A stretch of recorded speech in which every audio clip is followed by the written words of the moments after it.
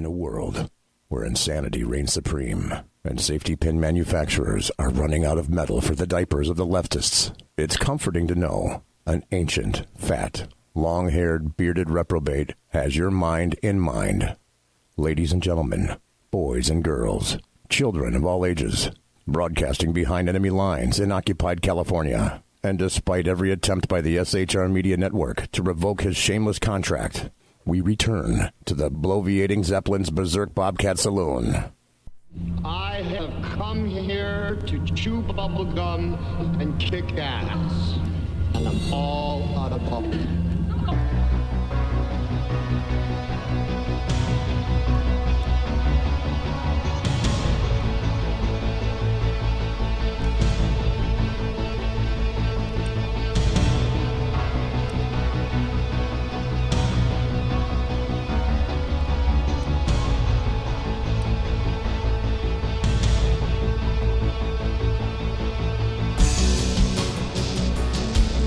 Ladies and gentlemen, boys and girls, children of all ages, welcome to the bloviating Zeppelin's Berserk Bobcat Saloon radio show, live and direct from the SHR sumptuous, and palatial SHR Media Studios, where we are broadcasting behind enemy lines in occupied California.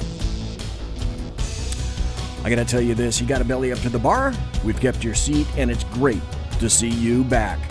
Tonight happens to be Thursday, May 30th. May is almost gone, folks. The year of our Lord 2019.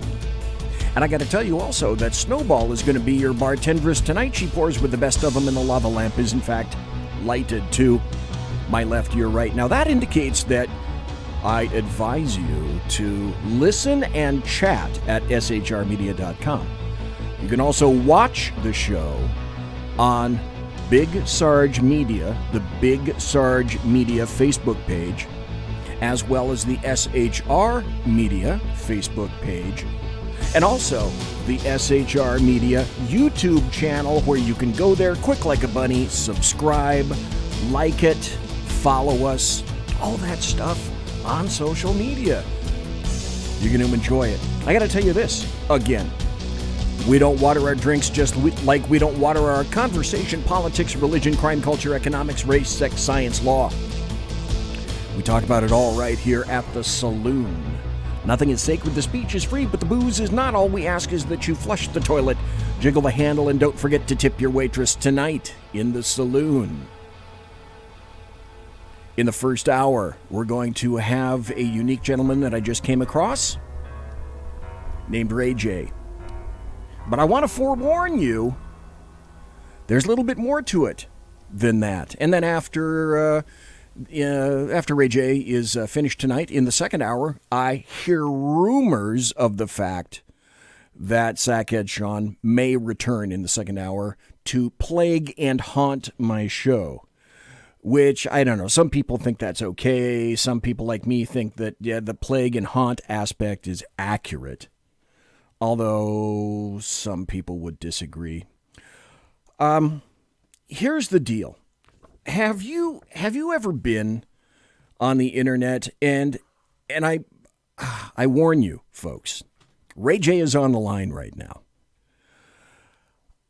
This is going to be a lengthier intro, but roll with me on it tonight because I'm going somewhere. Have you ever been on the internet or social media and you've seen somebody who just managed to resonate with you immediately, okay? Tonight's guest, Ray J, who's never been here before, is one of those guys. Now, customarily, I have a lot of information about a guest before I feature them on the show. So, yeah, like I say, Ray has a Twitter presence and a YouTube presence. And yes, I originally found him on Twitter, where he features these in-car videos featuring various conservatarian or conservative concepts. Now, in a normal world, someone's paint job really wouldn't matter. But this isn't a normal world.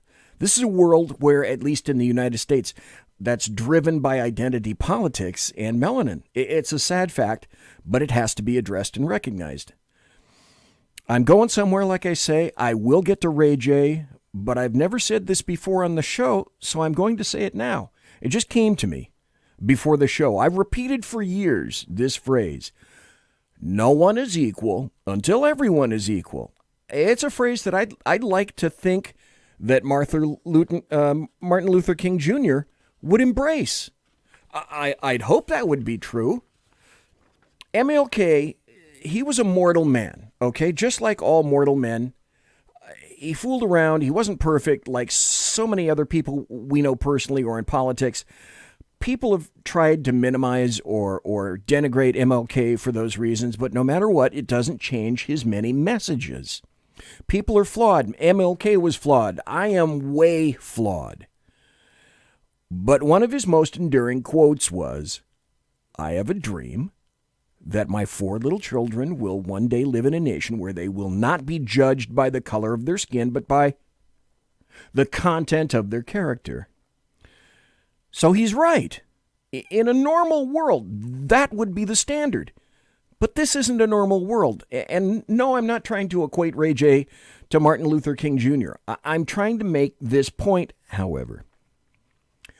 I mostly couldn't care less about people's paint jobs. I care instead about the philosophy of individuals and or what they say or do. But today we've been told it's all about identity politics, and we are altogether way too easily pigeonholed by our melanin count instead of the true content of our character. Now, if this sounds like way too much of a preamble for the introduction of a guest, like I say, keep rolling with me, because I have to tell you this. Ray J is a black guy. In a normal world, that wouldn't mean much. But in this world, I tell you it so that you'll have an understanding, so that you begin to understand a commonality that I like to feature and embrace on my shows. And what I mean by that is this. Contrary to what's pounded into your head, your ossicles, your brain housing group, day by day, hour by hour, there are actual conservative black Americans out there. I know, huge intake of air at this salient point. And I have to say black Americans because it's an identity politics-driven world. And I didn't create that fact. Leftists did. Hang on, Ray J. Swear to God, I'm getting to you, brother. Now, I'm name-dropping, purposely. I have Ken McClinton, Lonnie Poindexter, Ralph Chittum Sr., Melanie Collette, Ron Edwards, Shannon Wright, Michael Wright, and a whole bunch of other people. And yes, they are black, consistently on my shows because they have voices that need to be heard. And moreover, I'm doing it to illustrate that black Americans are not this drone-like, monolithic, numb, non-thinking voting bloc for Democrats that will do their leftist masters' bidding in perpetuity. You want to talk about breaking chains? Yeah, okay, let's break some chains. The chains that leftists, Democrats, and the American media maggots have had on black America for a host of reasons. And here's another sad fact that I haven't revealed until now. I get crap on social media, and yes, in emails, where I have had people say to me, hey, why so many black people on your shows? What, you can't get anybody else to talk on your piece of crap little radio show? And worse. Now, in emails, I can't tell anyone's paint job, mostly, but I kind of can in social media when it's plain, and many of the folks, hope you're sitting down for this, many of the folks that I could tell when I went, like, digging, were leftists, of course, first, and some were black. To me, that screams something remarkably important. Everything I want to know about them, and that's this. Leftists, Democrats, and the American media maggots are frightened. They are scared. There's something starting to happen in this nation, and it's scaring the leftists. That's what's responsible for the big push right now, okay, in our nation. And as I say, and I've said before, and on my blog, I write at the top of it, I am pushback. And again, hang on, Ray J, I really swear I am getting to you. But I need to make some points first. Points I've never really yet verbalized on the show, but I just felt the need to tonight. Leftists and Democrats are running scared right now, folks, on any number of levels, many levels. They're losing their brand. They're losing their grip. They're losing the argument. And they're losing their attachment to reality. I'm not sure they ever really had it, but in my opinion, it is worse than it has ever been. And it's not going to get better. It's going to get worse than that. But guess what? It's going to become even more unhinged as November of 2020 gets closer and closer. For this reason, it's all about to be exposed. The truth, their perfidy, the corruption, the lies, the money, the conspiracies. Yeah, I said conspiracies. And further, I'll submit another word for your consideration tonight, treason. I've said it before and I'll say it again. I fervently believe that what we experienced was an actual soft coup against a U.S. citizen, a presidential nominee, a president-elect, and then a sitting president. If the United States can come down on individual persons, say, of Trump's stature because of their political leanings, imagine what it could do to you if it focused on you individually or your family. Why did a vast array of wealth and power, essentially the counterintelligence hand of an entire country, the United States, and possibly other countries as well, to include the UK and Australia, why did they come down and focus on Trump and his campaign? Because they're scared. They were frightened. His concepts were a threat. They still are in many ways. So plans were made at the highest levels. I submit right up to the office of 44. And even then, despite the vast forces aligned against Donald Trump, all the leftists, all the Democrats, corruption within their own party to ensure that Bernie Sanders never saw the light of day and Hillary Clinton did, because after all, it was her turn. Okay. Even then, they were unable to stop the OMB, folks. Orange man bad. By now, Ray J is likely put the phone on hold, or he's at the gas station filling up his car, or he's cleaning his fish tank. I get it, but here comes the point. And you may think, okay, BZ, now why the massive introduction to Ray J? He's just a guy. He's just one guy. Yeah, just one guy, but more importantly, one of many who are emerging with important voices. They need to be heard. American blacks. And yes, I said they, because leftists and Democrats have made they a they. Not me.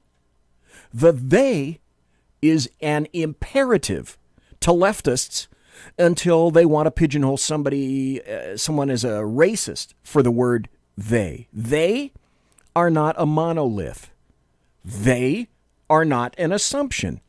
They have minds of their own, and these days, damn them for daring to do so.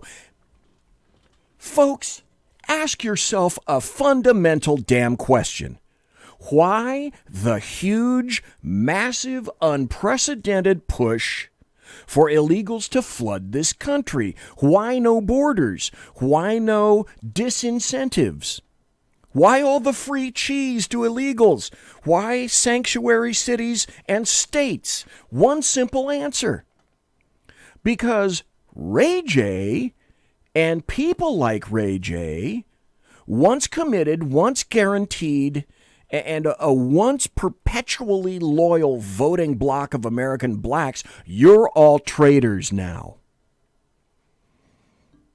You're starting to turn your backs on leftists and Democrats, and damn you, you're starting to ask questions of your own and beginning to eschew the leftist, Democrat, socialist pablum they've spewed, and they're doubling down on spewing today. You are no longer reliable. Get that. You can no longer just sit at the back of the leftist Democrat socialist bus. Oh, no, no, no. They want you off the damn bus now, entirely. So in a nutshell, Ray J, the Democrats and leftists are scared of you. You frighten them. And what do animals do when they're cornered and they're frightened? Oh, trust me, they'll do anything to survive. Not done yet. Give me about 3 more minutes before I bring on Ray J. Because I want you to hear what he does. So when I say that, you want to hear what Ray J does? Here's what Ray J does. This is why I dig the dude. Speaking on the subject of abortion in America, I have some data here which should really make you think.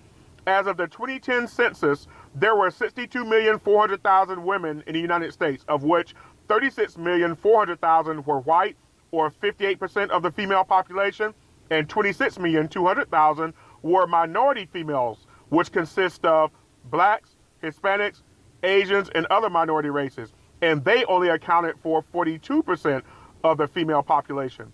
Why then did only 37% of white females commit abortions and 63% of minority females committed abortions? Why in 2010 did 42% of the women in the United States commit 63% of the abortions?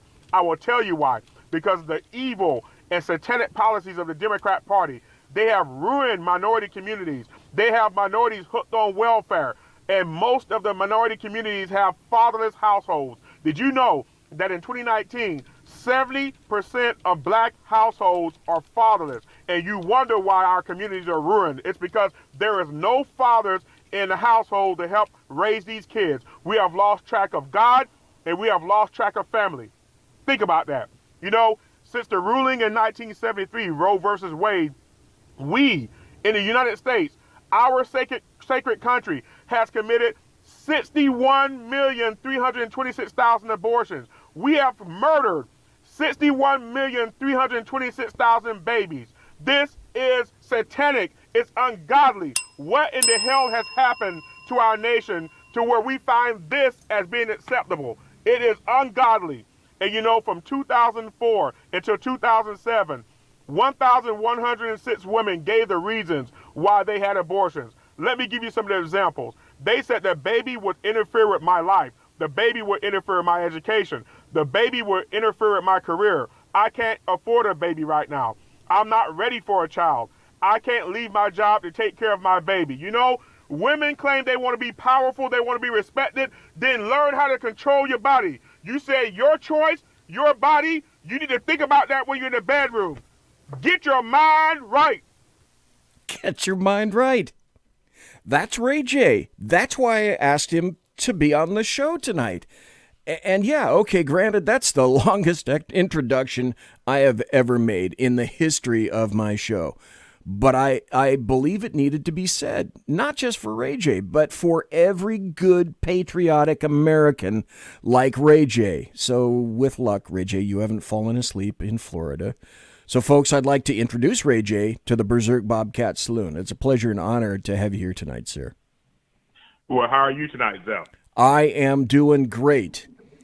Ray J, let me just cut to the chase, if I can. I think you have not just an important voice on social media, but a voice that is illustrative of everything I just mentioned, which is why I wanted to talk to you on the show and introduce you to not just the SHR Media Network folks, the listeners and viewers, but to the Big Sarge viewers too, where I'm simulcast. First, though, could you tell everybody, please, where you can be found on social media and also where you can be seen on video? Yes. I'm sorry. Let me get off this. Yes. I can be found on Twitter at Ray Mysterio 305. Okay. Or just Ray J. I can be found on Facebook under Ray Johnson, and I can be found on YouTube under Ray J. But it's another rapper named Ray J. I noticed. Yep. And you got to kind of look for me. Yep. You're not him, and he's not you.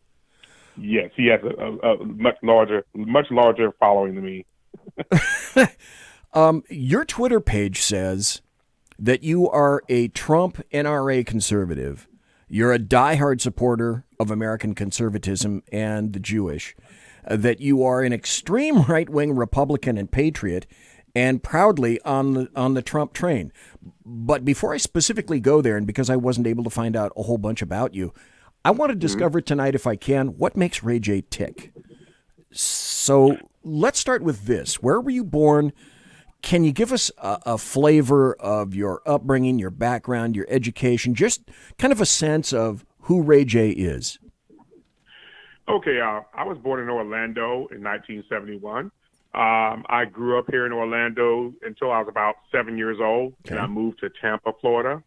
Here in Orlando, where I was raised up at, I was a child out of the projects. I was a product of the welfare system. Unfortunately, everybody in my family, my great-grandmother, my grandmother, my mother, my aunt, we all came up in the welfare system from the late 50s and early 60s. Mm-hmm. Dates all the way back into the beginning. We moved to Tampa in 1977. I grew up in Tampa, went to high school in Tampa, graduated. I went to the military in 1990. Okay. I'm a veteran of Desert Shield, Desert Storm 1990. So I was in Saudi Arabia in 1990. I was there for about 8 months. God bless you for that. Thank you. I was about 10 miles away from the Iraqi border, just south of Baghdad. Even though Baghdad was about 600 miles north of me, so it wasn't like I was close to Baghdad. I never went into Iraq. I stayed in Saudi Arabia. Then I was in for 4 years and 2 months, and I came out. And I went to some small little odds and ends jobs in 1993, and then I hitched up with the company I'm with currently today in 1994. Even though I've been and gone with this company, I've been with this company and left 4 times, but I've come back, and I'm now a VP in this refrigeration company. We do supermarket refrigeration. Okay. And that's what I do. So what makes me tick, I'm a very patriotic person. Kind of pretty much what makes me tick is I'm a America First person. It's about the country. Okay. If you have no country, you have nothing. So you have to protect the country first. So what I'm about, I'm a extreme nationalist. That's why President Trump appealed to me so much. This is the first presidential election I ever voted in. Really? In my life. Wow. Yes. Okay.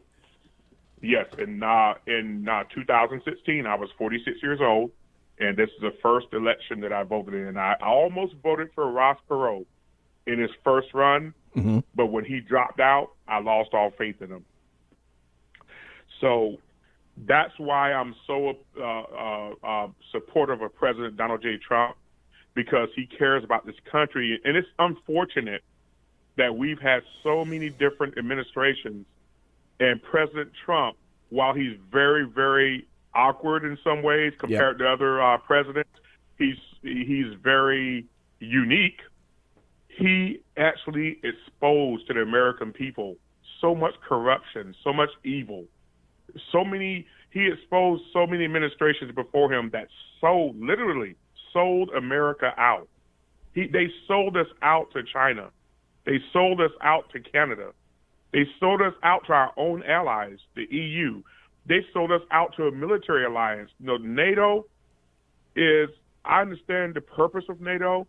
NATO was created as a military alliance against the former Soviet Union, which was a very, very, very imminent threat back in the 1950s and 60s. Yep. But if you look at NATO today, and NATO probably back into the 80s, we have been paying most of the operating costs for NATO. As of when President Trump went over to Europe last year and publicly chewed out the NATO members. Yes. There were only six out of the 29 NATO members that were paying their 2% of their GDP towards their military. And I personally find that disgraceful, because the NATO alliance is meant to protect Europe, not us. Why, as of last year, why were we paying 67% of NATO's operating costs? One country.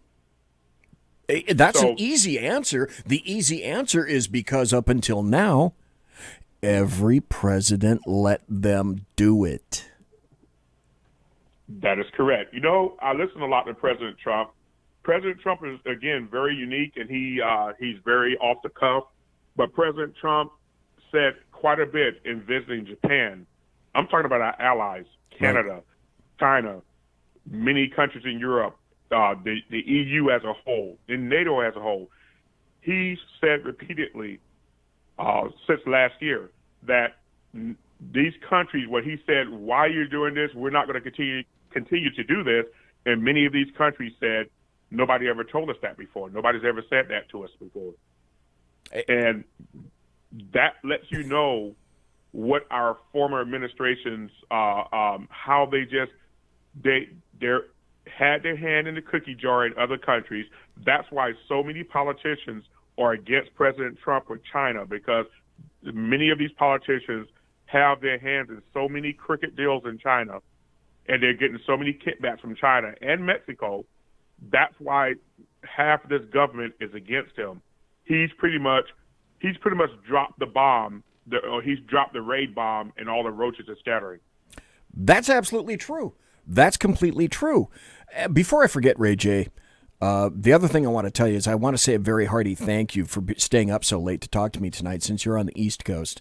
For whatever reason, it seems like most everybody that I talk to is on the East Coast. So when it's 8:28 right here, it's 11:28 where you are. We got about 2 more minutes before the bottom of the hour break. When we come back, I want to continue further with Ray J on a whole bunch of topics. But first, I want to ask you, I want to say, I understand all the things that you embrace on your Twitter page, but would I be wrong to think that you haven't always been somebody who leans to the right? I've always been conservative, and it's always been kind of a rift in my family. Okay. Now, since I was a kid, studied history. I had a whole bunch of Funk and Wagnall encyclopedias that I constantly just, in the early 80s, I just read and read and read. And I had a pretty big, I wish I would have kept that collection. But I've always been a little awkward as far as not having the same outlook and the same viewpoints as many in my family. And I've been kind of like a square where my brothers, I have 3 brothers, we're just not the same. And okay, that's fine. But as I got older, the rift actually got bigger with our philosophies about life. And that's what kind of drove me. Of course, I was in ROTC in high school, and then I went into the military because that kind of fit me. I love the military. I got out of the military early. After Saudi Arabia, I kind of seen things just a little bit differently. I kind of seen, I still support the military. If the military asked me today if I can squeeze my girth into a uniform, and that'll be a lot of squeezing, let me tell you. Here, too. I would go up to the Middle East. If they said, we need you, you've been to Saudi Arabia, I would go. I wouldn't even bat an eye. But, when after I left Saudi Arabia and came back to the United States, I was stationed at Fort Bragg. That was my main permanent duty station. I just seen things a little bit different. I got out, but I did, of course, got out with an honorable discharge. I served for 4 years and 2 months. And, I appreciate everything that happened in the military. I wouldn't do it any differently. Folks, we're talking to Ray J, a very important voice on Twitter and also a very important voice on YouTube. When we come back, I want to ask him a little bit more about being a conservative. Maybe was there some kind of a central incident or maybe a single incident where some kind of an epiphany occurred to him. So, folks, you're listening to the Bloviating Zeppelin right here on the Berserk Bobcat Saloon radio show, where I'm broadcasting live and direct behind enemy lines in occupied California. We will be right back after this to talk to Ray J. Conservative media done right. You're listening to the SHR Media Network. Hey, this is Michael Wright. And I'm Shannon Wright. Join us for The Right Way with Shannon and Mike, Monday through Thursday from 7 to 9 a.m. right here on SHR Media. Why are they joining us? For fun things like sports, politics. Oh, maybe some news and entertainment? And all kinds of other things. Money and recipes and events, all kinds of stuff. Yeah, so join us Monday through Thursday, 7 to 9 a.m. here on shrmedia.com.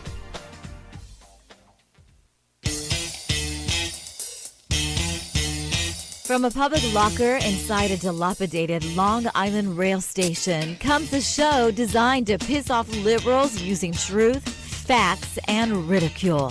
The Lid Radio Show, featuring the conservative voice from the People's Republic of New York, the Lid himself, Jeff Dunitz. Tune in every Wednesday at 2 p.m. Eastern, 11 a.m. Pacific on the SHR Media Network. Go to shrmedia.com. At Lid Radio, we fight for the truth, justice, and a good kosher T-bone. If you don't listen, Hillary Clinton might sneak into your bedroom in her housecoat late at night and blame you for her election loss. It's the Lid Radio Show with Jeff Dunitz.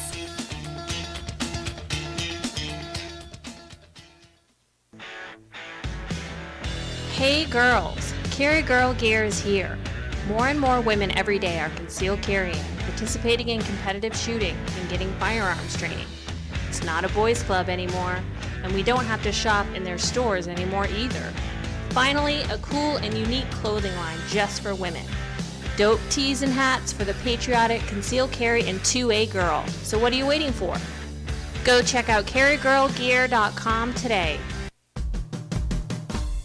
It's your business diva here, Melanie Collette. I am inviting you to a front row seat as I discuss some of the most intriguing details of wealth and finance with today's movers and shakers in the world of business.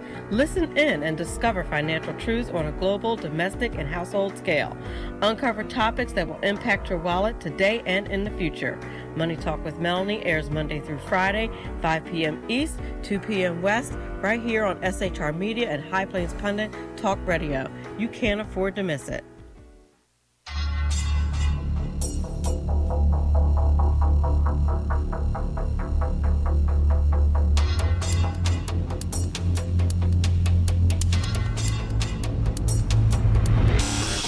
The new show on the SHR Media Network, Sackheads Against Tyranny. On shrmedia.com. Go there quick like a bunny, 11 p.m. Eastern, 8 p.m. Pacific every Wednesday. Live and direct on the SHR Media Network. shrmedia.com. Be there.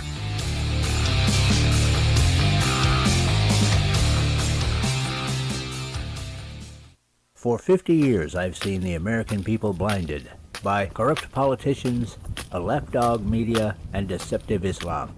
The one thing the elites fear is one man with a cane. I'm Dave Milner. Join me through Spreaker, iTunes, and SoundCloud, through SHR Media and the Western Free Radio Network, for half a century of experienced perspective on political and social issues, weekly on The Unpleasant Blind Guy. And catch me on Jeff Mitchell's EDL Radio on blogtalkradio.com. There's no surrender, ever. Because truth is not always pleasant. Broadcasting behind enemy lines in occupied California, a mere 2 miles from the state capital, the bloviating Zeppelin's Berserk Bobcat Saloon radio show can be heard every Tuesday and Thursday night at 8 p.m. Pacific and 11 p.m. Eastern, only on the SHR Media Network. Go to shrmedia.com to listen. You can also watch on the SHR Media Facebook page and the SHR Media YouTube channel. No goldfish were abused in the making of this ad. Conservative media done right. You're listening to the SHR Media Network. Ladies and gentlemen, boys and girls, children of all ages, welcome back to the bloviating Zeppelin's Berserk Bobcat Saloon radio show. You can follow me on Twitter at BZEP, at BZEP. Like me, and you can follow me on my Facebook page, Bloviating Zeppelin. Friend, follow, and like us at SHR Media, the Facebook page. And don't forget to subscribe to the SHR Media YouTube channel. Click on notifications right there. Give our videos a thumbs up. Great hosts, great videos, great shows. Tonight, I have the distinct honor and pleasure of speaking to Ray J, who happens to be, in my opinion, a very important voice in the wilderness on the on social media. You can find him on YouTube. You can find him on Facebook. You can find him on Twitter itself. Reggie, before we went on the break, I wanted to ask you if there might have been some kind of a singular incident where one day you might have been leaning to it, but there maybe was there something that occurred where you had an epiphany and something went bing, and it's like, okay, I really am a conservative, and there are no two ways about it.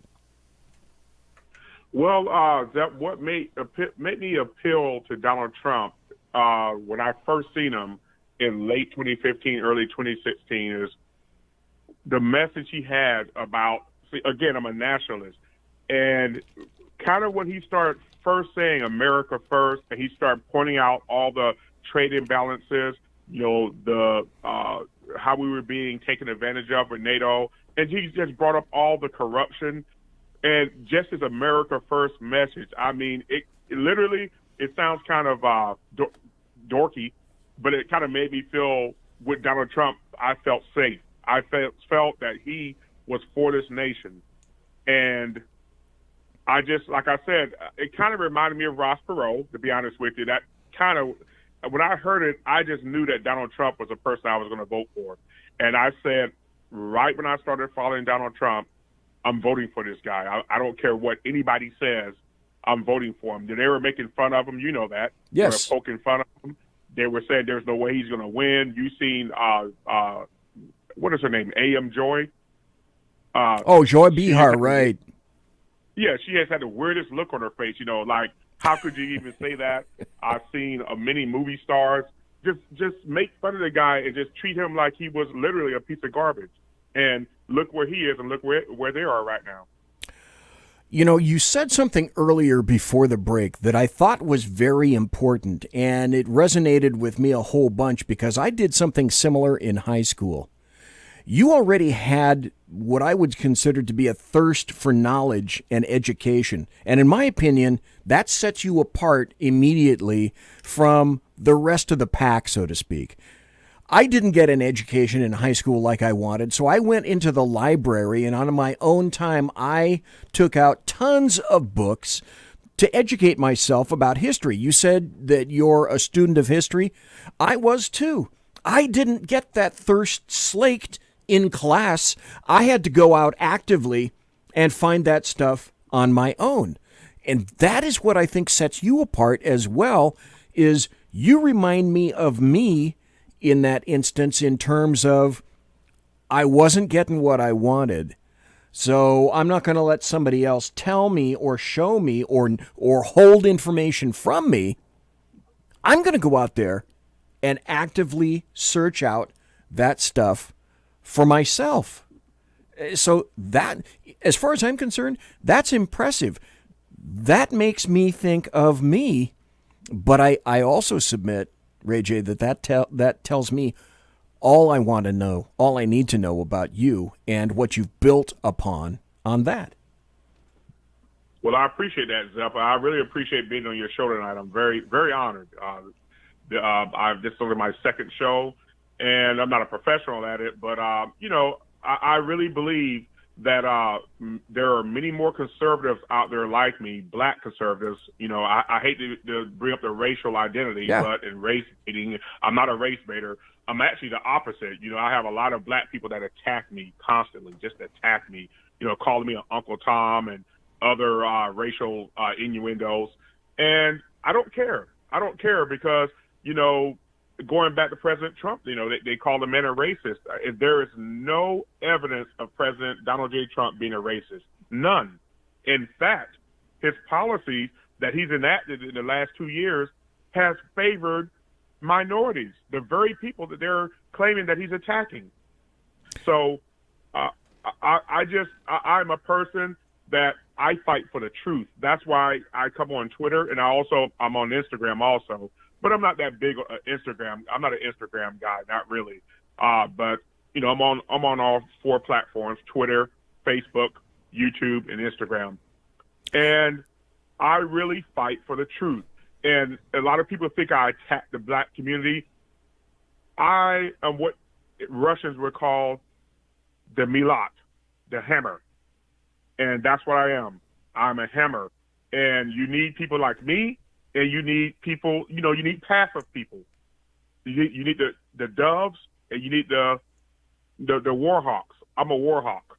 I'm not saying it in that sense of the word, but I'm a hammer person. I have to push the issue because the black community, Zep, in 2019, the black community needs a hammer to wake it up. Oh my God, yes. We have been fooled for much too long.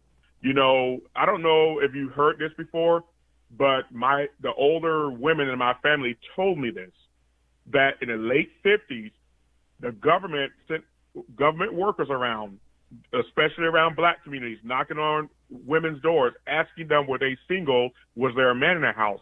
And if the women said, no, I don't have a man in the house, and they said, well, we're going to have a new program, which was the precursor of welfare.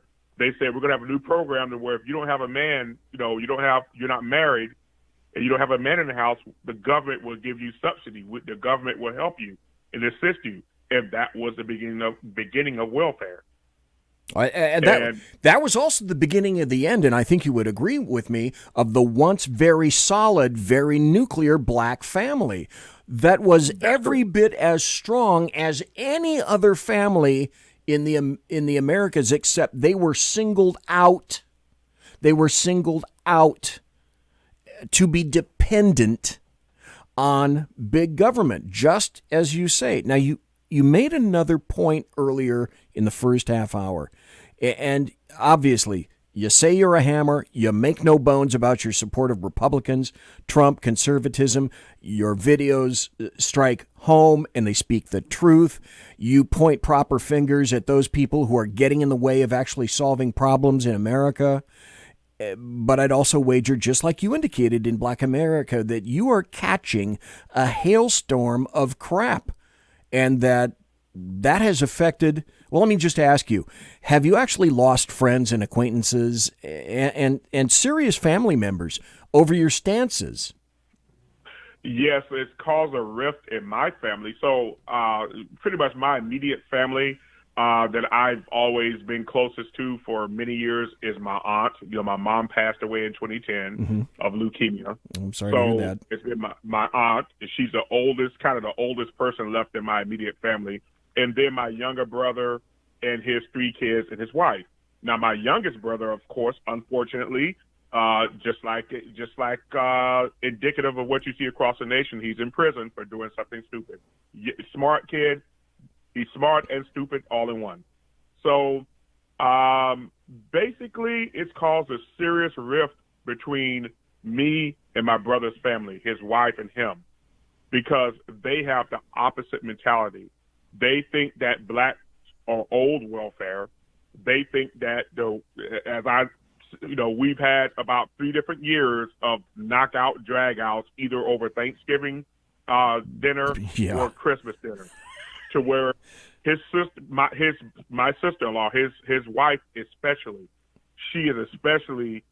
I would actually say she had a lot of disdain for the way that I am, and she can't understand. But between us and the world, I guess, who's ever listening, they're not educated enough to know what's really going on. They don't know history. That's indicative of a lot of black people. They don't understand history. They don't understand politics. They don't understand geopolitics. They don't understand world history. In fact, many of the people that I know that's black don't even understand United States history. But they have these opinions, and they're based on propaganda. They're based on the propaganda because, as you know, the mainstream media, like I said, President Donald J. Trump exposed so much stuff, so much hidden, sinister stuff that was in the background that nobody knew about. Nobody understood that the mainstream media was literally the enemy of the people. And these people literally work for the Democrat Party. And that is the destruction of the free press. When you have one party controlling the media, that means the media has no type of objectiveness. They're just narrative pushers, and that's what they are. So it has caused a serious rift between me and my younger brother, the brother right under me. Me and my older brother rarely talk, but my aunt, she loves me to death. Now, my aunt, she beloves me. I'm beloved to her, but when it comes to politics, she don't like it. Remember, my aunt came from a different era. Yes. She came from the era of when she was a child.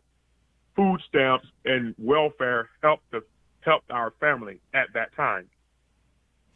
Personally, I think that welfare should have had an expiration date. It should have.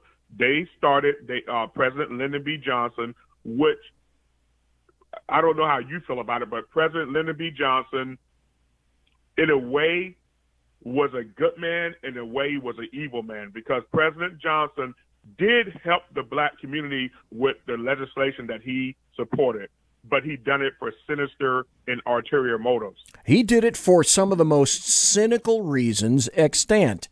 And people have disputed this, but I've found people in his surrounding area, one of them happened to be a black butler who overheard him say this, and people that think that he didn't, you need to go back and become more attuned to be students of history. You mentioned cynicism. LBJ's Great Society was one of the most cynical ever. I lived through that time. I can remember when he said, and this quote is accurate, "I'll have those niggers voting Democrat for the next 100 years." If that isn't the most racist and cynical thing that you can possibly think of, I don't know what is. Ray J, I got to ask you this. Where do you think we'd be today, for example, under a Hillary Clinton presidency? What I can imagine with a Hillary Clinton presidency is, okay, you have Hillary Clinton as president. She would have pretty much had no border, no immigration system to stop the immigration, because what they want, like, this is what's happening in the United States right now demographically. The Caucasian population has been under attack and is going to remain under attack. The Caucasian population is decreasing solely because of they're not multiplying quick enough. The reproductive characteristics of the Caucasians all over the world has gone down as far as reproduction. That plays absolutely into correct. The liberals' hands. They want this country populated with illegal aliens who has no education and they're poor as hell. They bring them here. They're going to put them on welfare. They're going to let them illegally vote in our elections.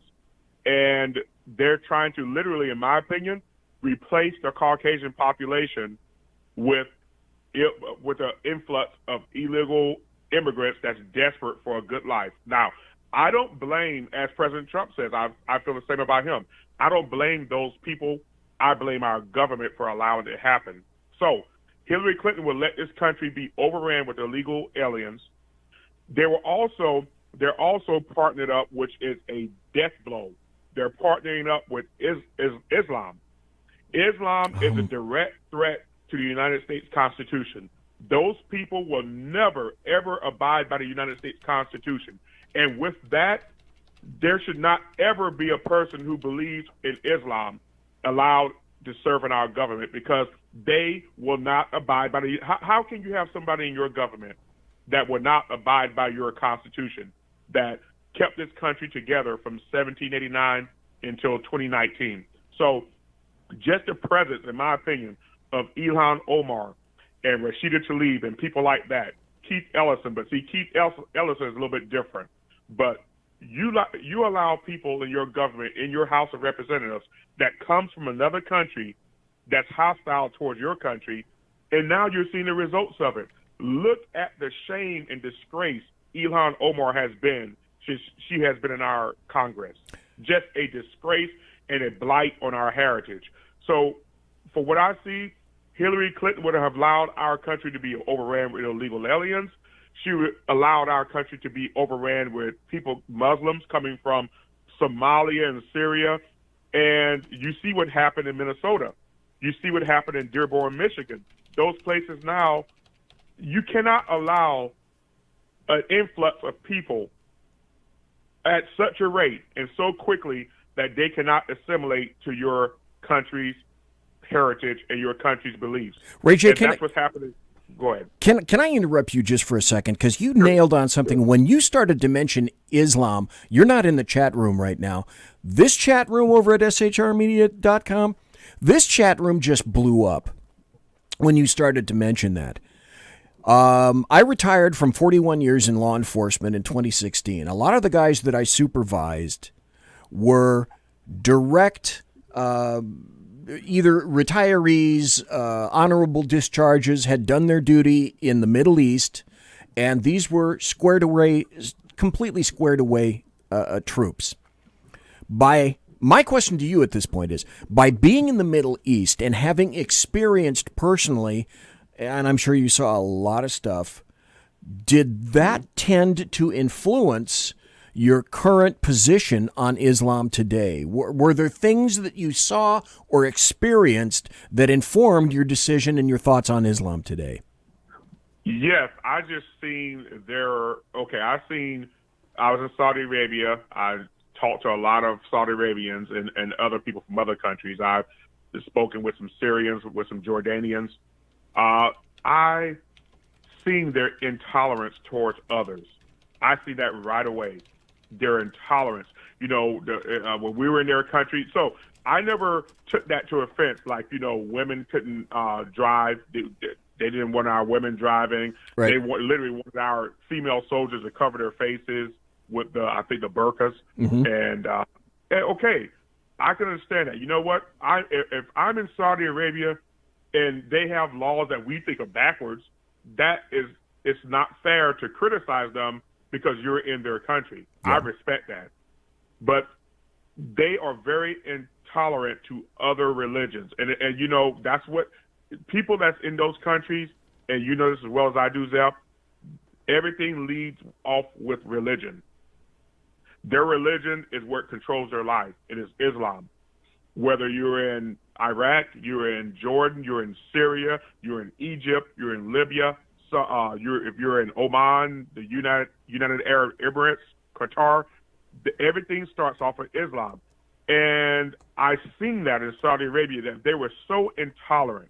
They just totally intolerant of any other religion.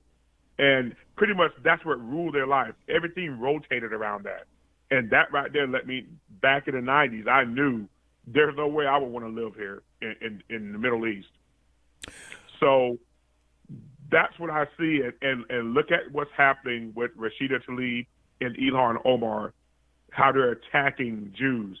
They're attacking Israel. And not only that, Zep, they are anti-American.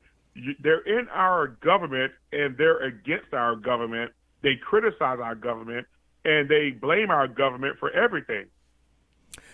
You make an excellent point, and I want to point this out too. I've said for a while, and I've been excoriated on many levels because of it. I say people who look up on Islam as nothing but another religion are duped and they're ignorant. Islam is much. I submit this: Islam isn't necessarily a religion. It's a way of life. It's a duty. It's a political entity. It's a social, cultural, economic, military ideology that crosses all aspects of Muslim life.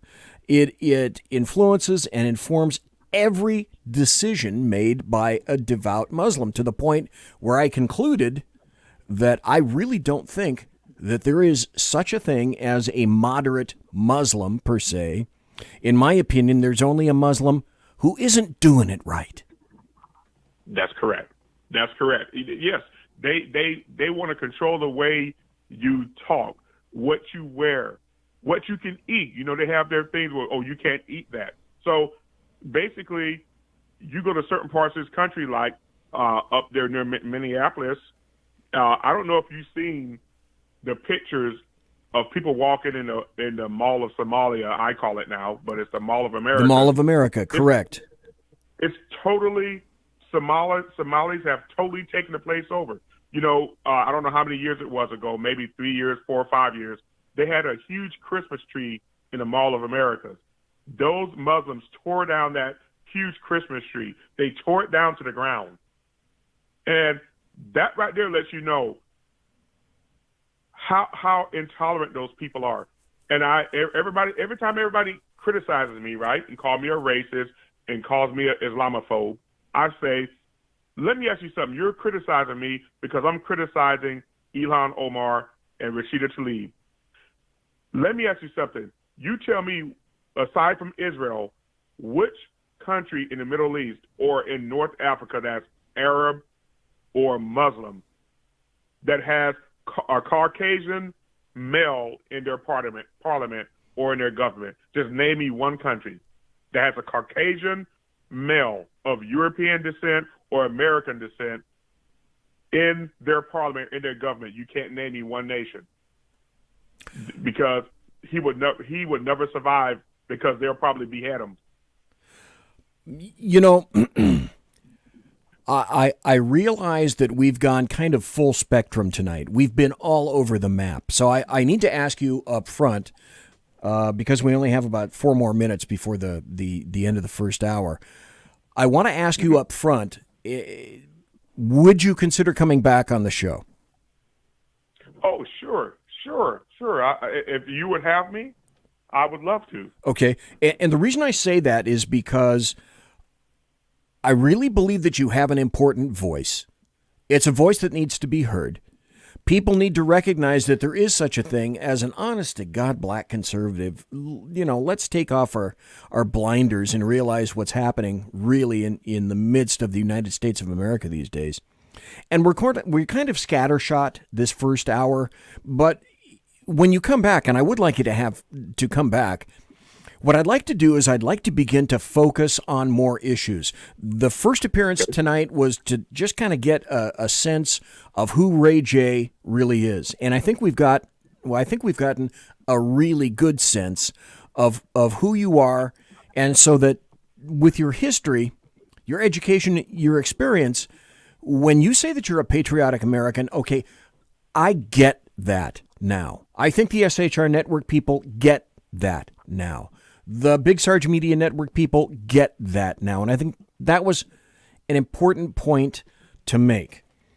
So you have hit upon so many things that I just wanted to take the idea that you started and just take off and running with it. And that's primarily why I want to have you back, is because I'd like to focus on a whole bunch of issues that we've just begun to touch on. I had on my computer, I have 30 tabs on my computer of topics that I wanted to discuss with you tonight. For example, have you weigh in on the various state of affairs in politics.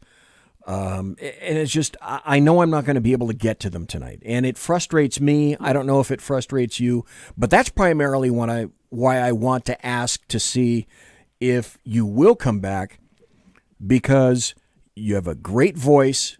You have a great history. You resonate with me. The things that you've done when you were growing up are things that I've done. You have a thirst for history. You have a thirst for knowledge. You've refused to be pigeonholed by people, and you are absolutely unapologetic for any of that stuff. Or am I way off base? No, you're not way off base. And before I go, because I know I only have about a minute left, that's why I take my criticism, because I'm unapologetic. I'm not apologizing for doing what's right. Yes. For instance, one topic.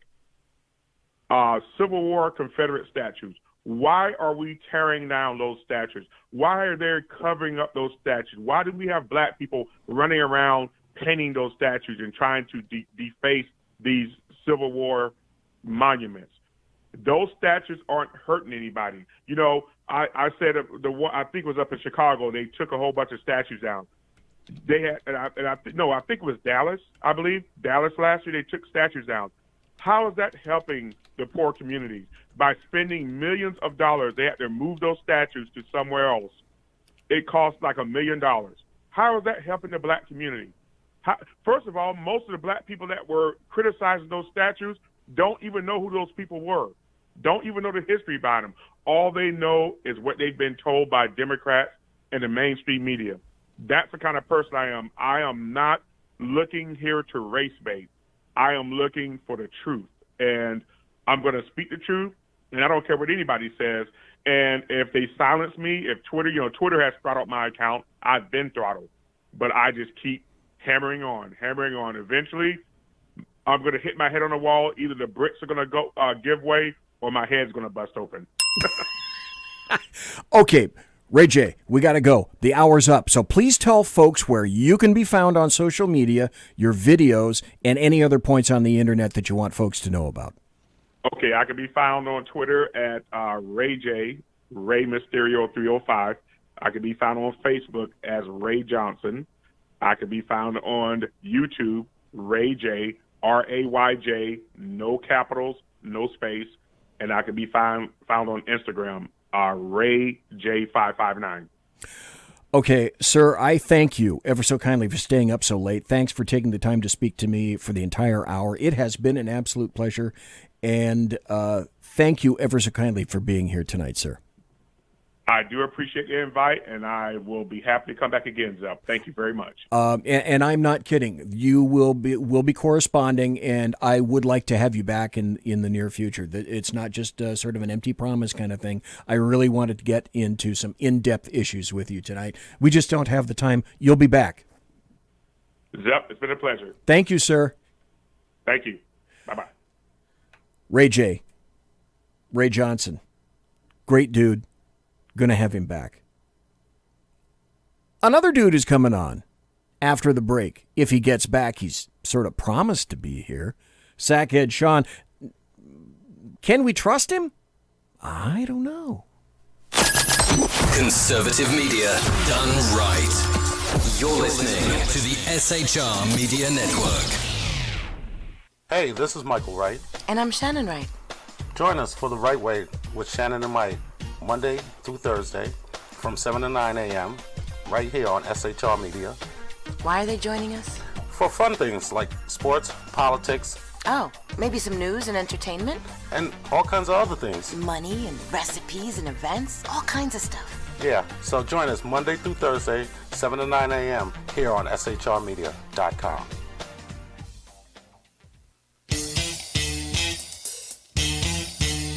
From a public locker inside a dilapidated Long Island rail station comes a show designed to piss off liberals using truth, facts, and ridicule.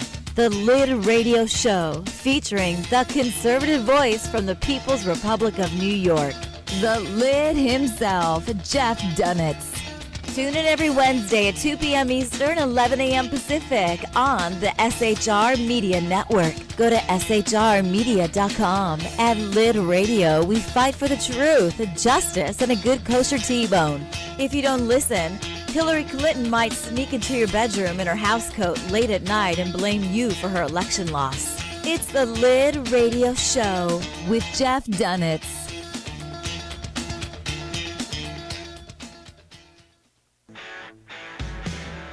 Hey girls, Carry Girl Gear is here.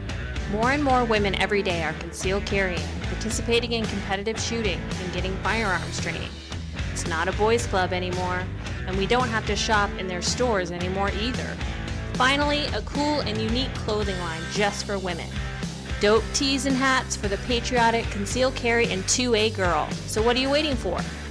Go check out carrygirlgear.com today. It's your business diva here, Melanie Collette. I am inviting you to a front row seat as I discuss some of the most intriguing details of wealth and finance with today's movers and shakers in the world of business. Listen in and discover financial truths on a global, domestic, and household scale. Uncover topics that will impact your wallet today and in the future. Money Talk with Melanie airs Monday through Friday, 5 p.m. East, 2 p.m. West, right here on SHR Media and High Plains Pundit Talk Radio. You can't afford to miss it.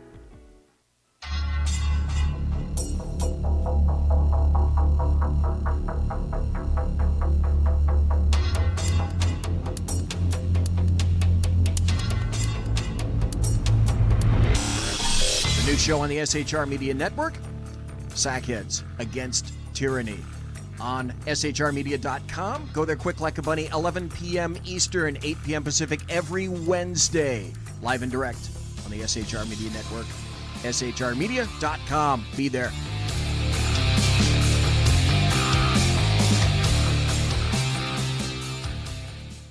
For 50 years, I've seen the American people blinded by corrupt politicians, a lapdog media, and deceptive Islam. The one thing the elites fear is one man with a cane.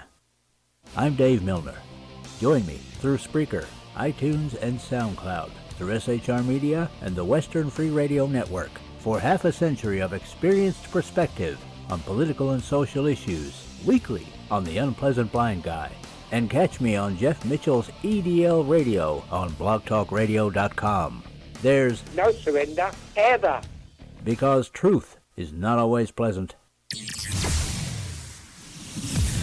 Broadcasting behind enemy lines in occupied California, a mere 2 miles from the state capitol, the bloviating Zeppelin's Berserk Bobcat Saloon radio show can be heard every Tuesday and Thursday night at 8 p.m. Pacific and 11 p.m. Eastern, only on the SHR Media Network. Go to shrmedia.com to listen. You can also watch on the SHR Media Facebook page and the SHR Media YouTube channel. No goldfish were abused in the making of this ad.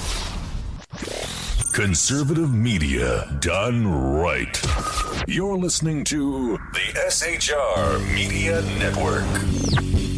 Ladies and gentlemen, boys and girls, children of all ages, it's now the second hour of the bloviating Zeppelin's Berserk Bobcat Saloon radio show, where I am broadcasting unhindered, unfettered, behind enemy lines in occupied California, from the sumptuous and palatial SHR Media Studios, where late at night, when I open that door to leave and I go outside, I can hear the death throes of common sense as it dies in the Capitol building, the Bill Mill. We're 2 miles east of the Bill Mill in Sacramento, Fornicalia, and at the end of the shift, as I walk out that door, I will also be able to smell the noxious, evil vapors of sulfur and brimstone from the Capitol building at 10th and L, downtown.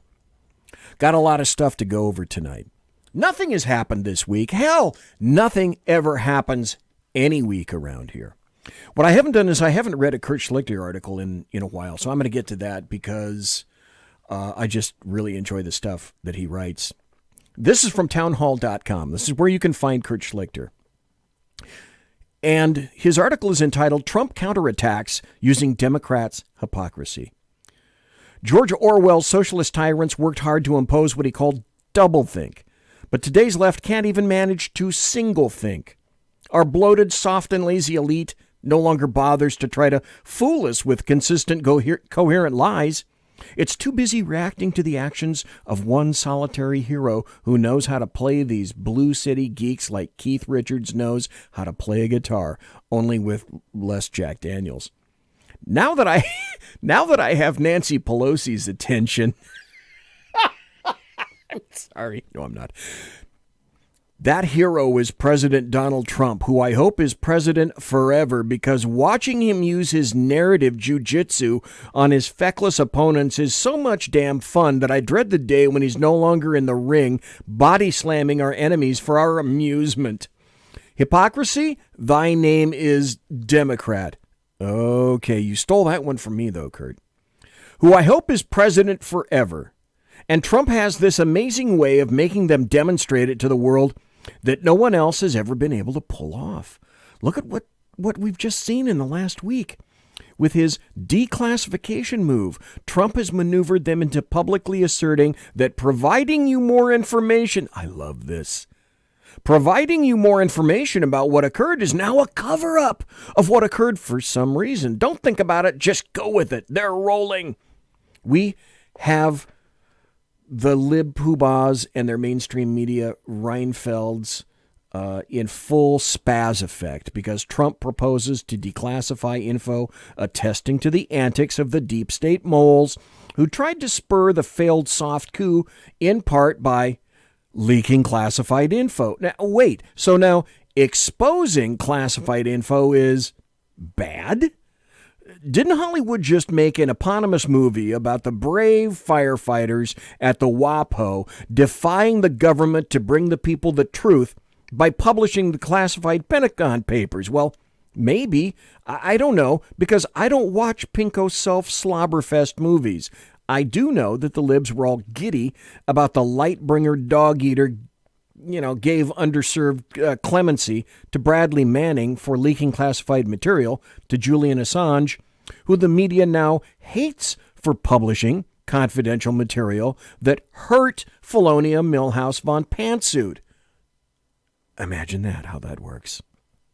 Gosh, trying to keep their contortions on the classified material issue straight would be pretty tough if they try to keep them straight.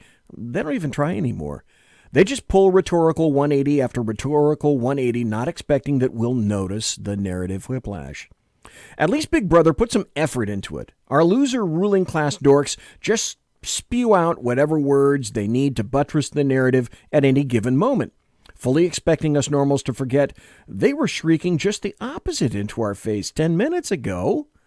This is a function of having a tongue bath media at their beck and call, ready to do their partisan bidding with neither question nor shame. They got lazy, knowing no officially licensed and approved journalist was ever going to point out that what they were saying is all just a towering mound of human waste of the sort one might encounter strolling through the streets of Scat Francisco. And Trump is a master of exploiting our elite's combination of moral bankruptcy and intellectual sloth. Do you think he did not know exactly what he was doing when he tossed that treason grenade into the Democrat circle of investigatory onanism? Look up that word. You'll get it. He anticipated the freak out, and sure enough, the freaks duly complied by outing themselves. Trump said that the people trying to undo an election committed treason. This is the worst thing Trump has done since he committed emoluments Russia collusion treason. Okay, well, if you go on the Google machine and punch in Trump committed treason, you get 10 million hits. Some of us recall that since about July 2016, among the idiots on the left, Trump committed treason was a thing, a very big thing, complete with the high grand marshal of the Supreme Court marching the Donald out of the White House in cuffs for his trial for aggravated treasoning. We must have missed the memo that made treason not a thing again. I guess us normals are just not on the distro list. We need a billboard that gives the status of Democrat memes to help us keep updated on the liberal lie of the day.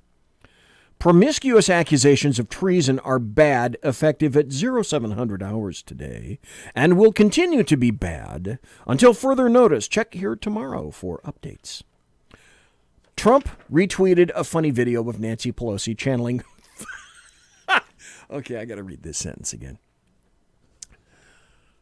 Trump tweeted a funny video of Nancy Pelosi channeling Foster Brooks like a boss. And now funny videos mocking political opponents are suddenly bad.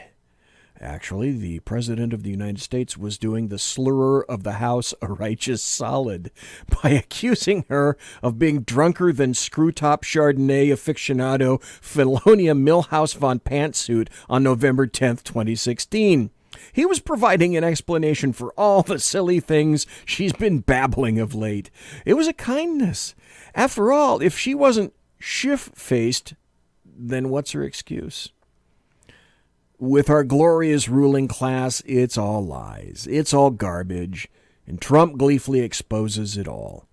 Mueller declares him innocent, and the Democrats claim this is what shows Trump is more guilty of whatever he didn't do than they ever imagined. Who's the person who hears this and buys this? People notice when they're being scammed. Well, not stupid liberal people who buy into nonsense like socialism, global warming, and the idea that men can have babies, but normal people do. What Trump is doing by highlighting their hapless hypocrisy is undermining not just the garbage policies that make up the Democrat dogma, but the entire notion that our liberal elite somehow consist of our betters. These people are not our betters. They are our worsers, our much, much worsers. These self-satisfied liberal swells and their cruise-shilling Fredo-Con collaborators brought us the Iraq War, the Wall Street collapse, and the last season of Game of Thrones.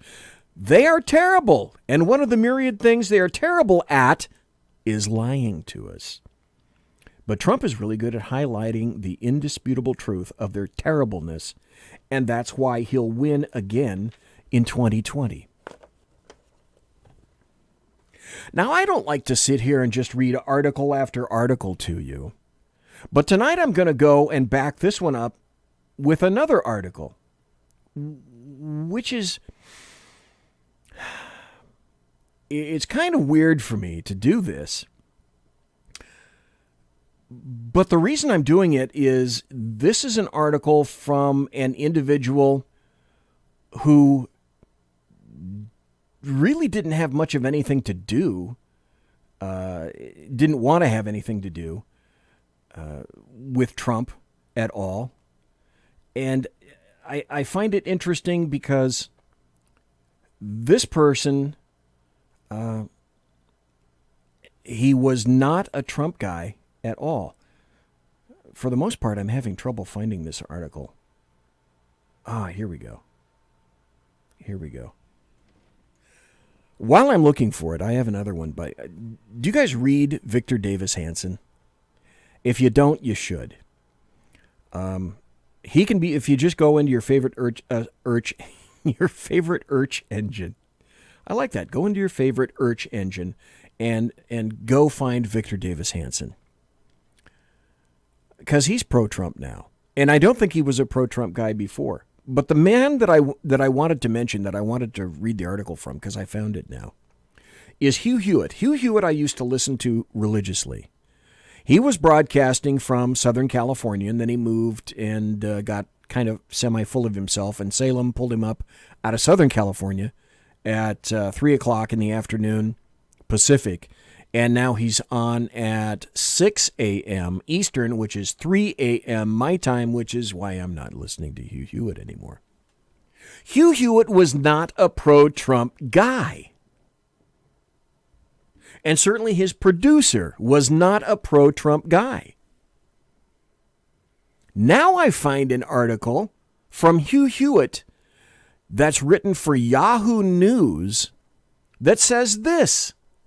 And when I saw this, you ever read an article by somebody that you think, this is the last thing I would read coming from them? That's true. This article from Hugh Hewitt is the last thing that I thought that I would ever be reading. But this is from Yahoo News by Hugh Hewitt. Why Trump will win in 2020 and it won't even be close. Okay, now if I had a producer, what you would have heard is why Trump will win by 2020 and it won't even be close. Hello?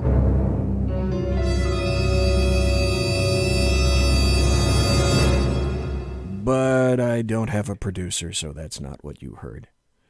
So Hugh Hewitt writes, the 2020 election isn't going to be close. That's an amazing sentence right off the bat. The first quarter gross domestic product growth of 3.2% sets up the first reality that will be noted in November of 2020 because it telegraphs where the economy will be then, not in recession. Recessions are charted when GDP growth is negative for 2 consecutive quarters or more. That can and has occurred in sudden fashion. Financial panics don't send save-the-date cards. But the economy over which President Trump is presiding is strong and getting stronger. Innovation is accelerating, not declining. A recession before Election Day looks less and less likely by the day. Small wonder, then, that Trump dominates the GOP with an approval rating above 80%. Now stop right there for a second. That's not what the GOP is going to tell you. That's not what the rhinos in the GOP are going to tell you. His administration's deregulatory push is accelerating. More and more rule of law judges disciplined to accept bureaucrats' excuses for overregulation are being confirmed to the bench. Readiness levels in the U.S. military have been renewed. America's relationship with its strongest ally, Israel, is at its closest in decades. Meanwhile, the Democrats are facing a Hobbesian choice of Bernie Sanders or Kamala Harris or former Vice President Joe Biden. Sanders and Harris are too far to the left. Sanders by a lot. Biden is far past his best years. The nice folk lower down are looking for other rewards. The nomination going to somebody such as Pete Buttigieg, mayor of Indiana's South Bend, is possible, I suppose. But what happens when the dog chasing the car catches it? A very important point by Hugh Hewitt. What an entertaining and amusing side suddenly becomes a commitment, and with that, well, comes a barrage of attacks. Where Trump deflects incoming with ease, the Democrats scatter, some limping away, some blown out of the picture. This will come as news to #resistance liberals, who are certain Trump will lose because they dislike him so much. They still haven't figured out that 40% of the country love him, and at least another 10% are very much committed to considering the alternative in comparison to Trump, not reflexively voting against him. That decile happens to be doing very well in this economy. Unemployment remains incredibly low. The markets are soaring. That's not a given for the fall of 2020, but better to be soaring than falling 18 months out. On immigration, border security has always been a legitimate concern, and Immigration and Customs Enforcement a legitimate agency. People don't talk about it as much, as they decline to state anything that will see them labeled as racist. But the reality of open borders is understood to be an unqualified disaster by most of the country. And most of the country understands the Democrats to be arguing for a de facto open border system, if not a de jure one. The Green Deal sounds like a bad science fair project where the smart kids got the colors to combine via an elaborate device and make all the lava flow black down the volcano's sides, and the village is destroyed. Medicare for All is a Professor Harold Hill production, headed for Iowa as the Music Man. There's not a lot of serious thinking or talking among the Democrats about the People's Republic of China and the 9-dash line in the South China Sea, which many may think is some sort of shorthand for their marks on the debate stage, or Huawei, which is just too complicated to try to debate in 5-minute exchanges. Senator Elizabeth Warren's turn as Madame Defarge may even wake up some of the wealthy woke to their peril. It's a circus coming to a cable news network near you soon. Boy, do I have stories about that. Last week's message from a booming economy should have rocked the Democrat field. Alas, the party seems collectively intent on poring over the Mueller report yet again, in the hope that somehow, someway, there's something there, despite what he said. But the probe is over. No collusion, no obstruction. Democrats have to campaign on something else besides a great economy, rising value of savings, low unemployment across every demographic, clarity about allies and enemies abroad, and a rebuilding military. It's a tough needle to thread, condemning everything about Trump except all that he's accomplished that President Barack Obama couldn't or wouldn't. Hugh Hewitt finally writes, "That's not just tough. It's practically impossible." Then there's this. From the New York Times op-ed page. I find this very interesting, which is why I'm sourcing it for you. Trump 2020 win projected by 3 different models. The projection of a really strong economy and this built-in advantage for an incumbent like Trump gives him a really big advantage in the re-election bid there in 2020. And that's funny. That's what a New York Times op-ed said.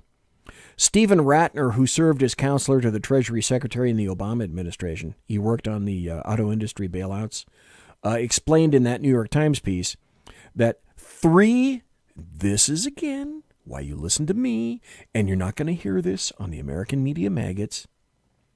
3 separate projection models currently point to a win for Trump. One model by Ray Fair, a professor at Yale, projects Trump's 2020 vote share as high as 56%, given the economic boom. And that doesn't account for voters' issues with the president's personality. Okay, say what you will about his personality. I go on deeds, not words. And the quote here is, as recent polls show, if the election were today, he would lose to most of the Democrat hopefuls by a substantial margin, in the case of Joe Biden by nearly 8 percentage points, said Ratner. A recent Fox News poll found Democrat presidential frontrunner Joe Biden with a double-digit lead over Trump. Fair's model, which pegged Barack Obama's vote share nearly on the dot, showed Trump should have received 54% of the vote in 2016, but Trump actually got 48.8% against Hillary Clinton. I'm quite confident that the gap was a function of generally unfavorable rankings on Mr. Trump's personal qualities. And a Monmouth poll last week showed 37% of voters believe Trump should be reelected, and 60% prefer a new president. Ratner said, in addition to Fair, 2 other projected models give Trump, however, a clear edge. Mark Zandi, the chief economist at Moody's Analytics, has looked at 12 models, and Mr. Trump wins in all of them. Donald Luskin of Trend Macrolytics has reached the same conclusion in his examination of the Electoral College. And this is the New York Times admitting this. This is the New York Times admitting this. Then we have Mueller. Now, if Sackhead Sean gets back in sufficient time, my goal is to play the 9-minute press conference that Mueller conducted yesterday, kind of out of the blue. I have a lot of thoughts about that, and I bet you two too. And that press conference has thrown a ton of controversy and a ton of dog poo into the punch bowl. But I find it very interesting. Do you not? Let me make this observation and see if you concur. Have you heard the, quote, air quotes, leadership of the Democrats call for outright lynching of President Trump, as in outright impeachment right here, right now of President Trump? Have you heard Nancy Pelosi say specifically, I am going for impeachment against President Trump? No. What about this? Don't you think it's strange that little Chucky Schumer has said nothing on this issue? Don't you think that's just a little weird? I have to say, it's kind of staggering. So, when Sean gets here, if he gets here, I want to do some teening about that, as Ricky Ricardo would have said. Because there are a whole bunch of things that you can say and think about it. There's a whole bunch of people that say that with that press conference yesterday, Mueller just handed an impeachment directly over to Congress. My question is, really? Did he? What did he say? What did he really say about that? Let's see. I got about 2 more minutes. I think I can talk about these 2 articles really quickly. One observation, and this seems to be a continuing thread. CNN is really tanking. And I'm going to point to something else about CNN. It didn't just tank on the back of Rachel Maddow when the Mueller report came out, because that was bad for CNN. This article that just came out, let's see. Oh, that's right. Today, from Forbes.com, says CNN dropped 26% in prime time as Fox News dominated the April cable ratings. And that is a continuing trend. But here's the funny thing. CNN, I don't know if you know this, they're about to move their big old studios and operations to a big brand new building in New York's brand new and widely hated, as a matter of fact, Hudson Yards development. Except that, timing being everything, their ratings have plummeted 26%. Okay. The Tibetan bell ringing channel is getting more hits and more watches than CNN is anymore. This is reflective now of the writing on the wall. I know I'm up at a break. I want to go to this story real quick so that you understand the confluence between these two thoughts. Now I discover the New York Times is steering writers away from Maddow and other cable shows that now it seems to think, it being the old gray lady, the New York Times think, they might be a little bit partisan. This is from Mediaite.com. The New York Times is warning off editors and reporters from appearing on primetime MSNBC and CNN shows hosted by anchors like Rachel Maddow and Don Lemon for fearing of appearing partisan, according to a new report. Sources told this guy at Vanity Fair named Joe Pompeo that managers at the New York Times now have been steering their journalists away from appearing on, certain, air quote, certain news cable problems with a whole bunch of renewed vigor. The no-go shows apparently are Rachel Maddow, Don Lemon, Lawrence O'Donnell's show on MSNBC, and, of course, Sean Hannity and Tucker Carlson. You would never, ever, ever appear. You would never deign to appear on something as terrible as that. We're going to be right back after this. Conservative media done right. You're listening to the SHR Media Network. Hey, this is Michael Wright. And I'm Shannon Wright. Join us for The Right Way with Shannon and Mike, Monday through Thursday from 7 to 9 a.m. right here on SHR Media. Why are they joining us? For fun things like sports, politics. Oh, maybe some news and entertainment?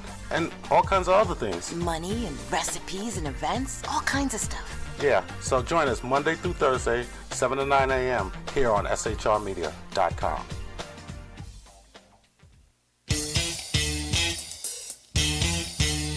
From a public locker inside a dilapidated Long Island rail station comes a show designed to piss off liberals using truth, facts, and ridicule.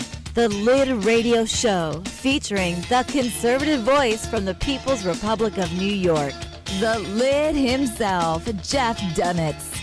Tune in every Wednesday at 2 p.m. Eastern, 11 a.m. Pacific on the SHR Media Network. Go to shrmedia.com. At Lid Radio, we fight for the truth, justice, and a good kosher T-bone. If you don't listen, Hillary Clinton might sneak into your bedroom in her housecoat late at night and blame you for her election loss. It's the Lid Radio Show with Jeff Dunitz.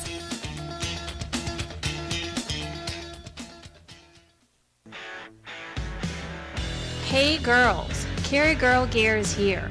More and more women every day are concealed carrying, participating in competitive shooting, and getting firearms training. It's not a boys' club anymore, and we don't have to shop in their stores anymore either. Finally, a cool and unique clothing line just for women. Dope tees and hats for the patriotic concealed carry and 2A girl. So what are you waiting for? Go check out carrygirlgear.com today. It's your business diva here, Melanie Collette. I am inviting you to a front row seat as I discuss some of the most intriguing details of wealth and finance with today's movers and shakers in the world of business. Listen in and discover financial truths on a global, domestic, and household scale. Uncover topics that will impact your wallet today and in the future. Money Talk with Melanie airs Monday through Friday, 5 p.m. East, 2 p.m. West, right here on SHR Media and High Plains Pundit Talk Radio. You can't afford to miss it.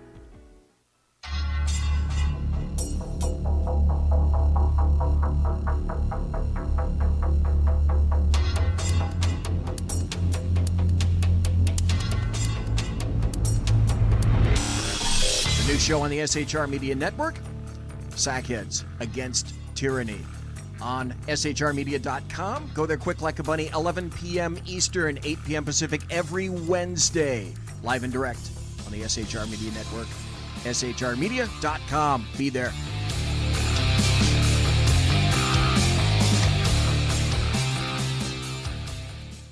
For 50 years, I've seen the American people blinded by corrupt politicians, a lapdog media, and deceptive Islam. The one thing the elites fear is one man with a cane. I'm Dave Milner.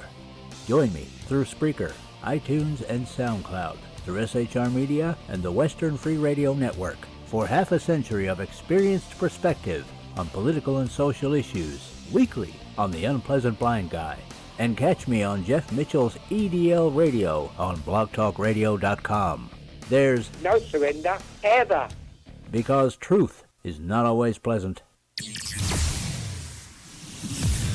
Broadcasting behind enemy lines in occupied California, a mere 2 miles from the state capitol, the bloviating Zeppelin's Berserk Bobcat Saloon radio show can be heard every Tuesday and Thursday night at 8 p.m. Pacific and 11 p.m. Eastern, only on the SHR Media Network. Go to shrmedia.com to listen. You can also watch on the SHR Media Facebook page and the SHR Media YouTube channel. No goldfish were abused in the making of this ad.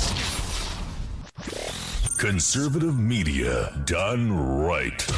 You're listening to the SHR Media Network. Ladies and gentlemen, boys and girls, children of all ages, welcome back to the Final 25. It's the final 25 minutes of the bloviating Zeppelin's Berserk Bobcat. Did you say children of all Asians? Yes, children okay. of all the Asians. Okay. Not some Asians, not a couple of Asians, not Asians in Indiana. I mean all Asians. You know what's funny is... What is funny? When we were first... I thought I knew what's funny. I'm not so sure anymore. When Clint and I were first starting out, and we were still doing our 15-minute podcasts on Sackheads, you know, you upload to whatever distributor you use, you know, and I forget which one we were using at the time. It was before Blog Talk even, I think. Before? I'm not sure. Wow, okay. I think. We were using the predecessors to Podbean, and you know what? I bet you Dave Milner will be able to name it, but either way. But you can see your analytics, and it isn't like it is now where it's so well-defined. At the time, you'd only get the country, really. They'd show you the world map and then different colors for how many listeners. And our first listener out of country ever was in Japan. And it was every week like clockwork. Really? Yes. That would be amusing to find out. Well, where people come from. That would be really amusing. When we went to Blog Talk and we swapped over, I got an email, and I don't even know if it was my public email. I don't remember which email, but it was from a United States Marine that was stationed in Okinawa. Oh, that's really cool. And he said, that's really cool. Me and my buddies listening to your podcast on a regular basis. It's not showing up where it was. And where can we find it now? So I told him, and we started a back and forth conversation, emailed him, and every once in a while I still get an email from him and I say hi. This is long ago. He's actually out of the service now. But I always thought that was the coolest thing. And then as time went on, you know, and BTR analytics and all the other analytics started popping up, all of a sudden, like, we would get a huge abundance of listeners in the Ukraine, especially when Russia invaded Crimea the first time. Ukraine? We would get Ukraine and Georgia, not the state, the country, as well, which I thought was pretty amazing, that they were probably trying to get maybe the American perspective. I don't know what it was, but yeah, the Ukraine was our big Slavic bloc, if you will. That makes me wonder if, you know, I would love to find out where people listen to this show. I can show you. My guess would be mostly the East. Well, you know, I'm not even so sure about that. I am at a loss. I really don't know where I would bet say you'll have more international listeners than you think. I would love to find that out. That would be amazing. And it was really cool. But yeah, so I thought that was interesting. And I actually, we were talking about Iran, go figure, years ago. And I forget which incident it was, but it was when we were first starting out too. And we had a lot of listeners around Iran and all the countries around Iran, which I assume were proxying into Iran. But yeah, that was the other one we did too that I thought was pretty neat. By the way, I really like your patch on your hat. Thank you. Did you see the back? You didn't see the back of it, did you? No. Here, let me turn around. Nice. I like it. Huh? I like it. Okay, for folks that are listening on Spreaker and you're not on the video thing, I have a new little green hat. Then on the front, I've got a patch that says Bloviating Zeppelin. Easy. And then on the back, I've got another patch that sasays shrmedia.com. Pretty damn impressive, I must say. It's a nice one. I must say. I'd like to play the 9-minute, because it really isn't all that long, cut from Bob Mueller.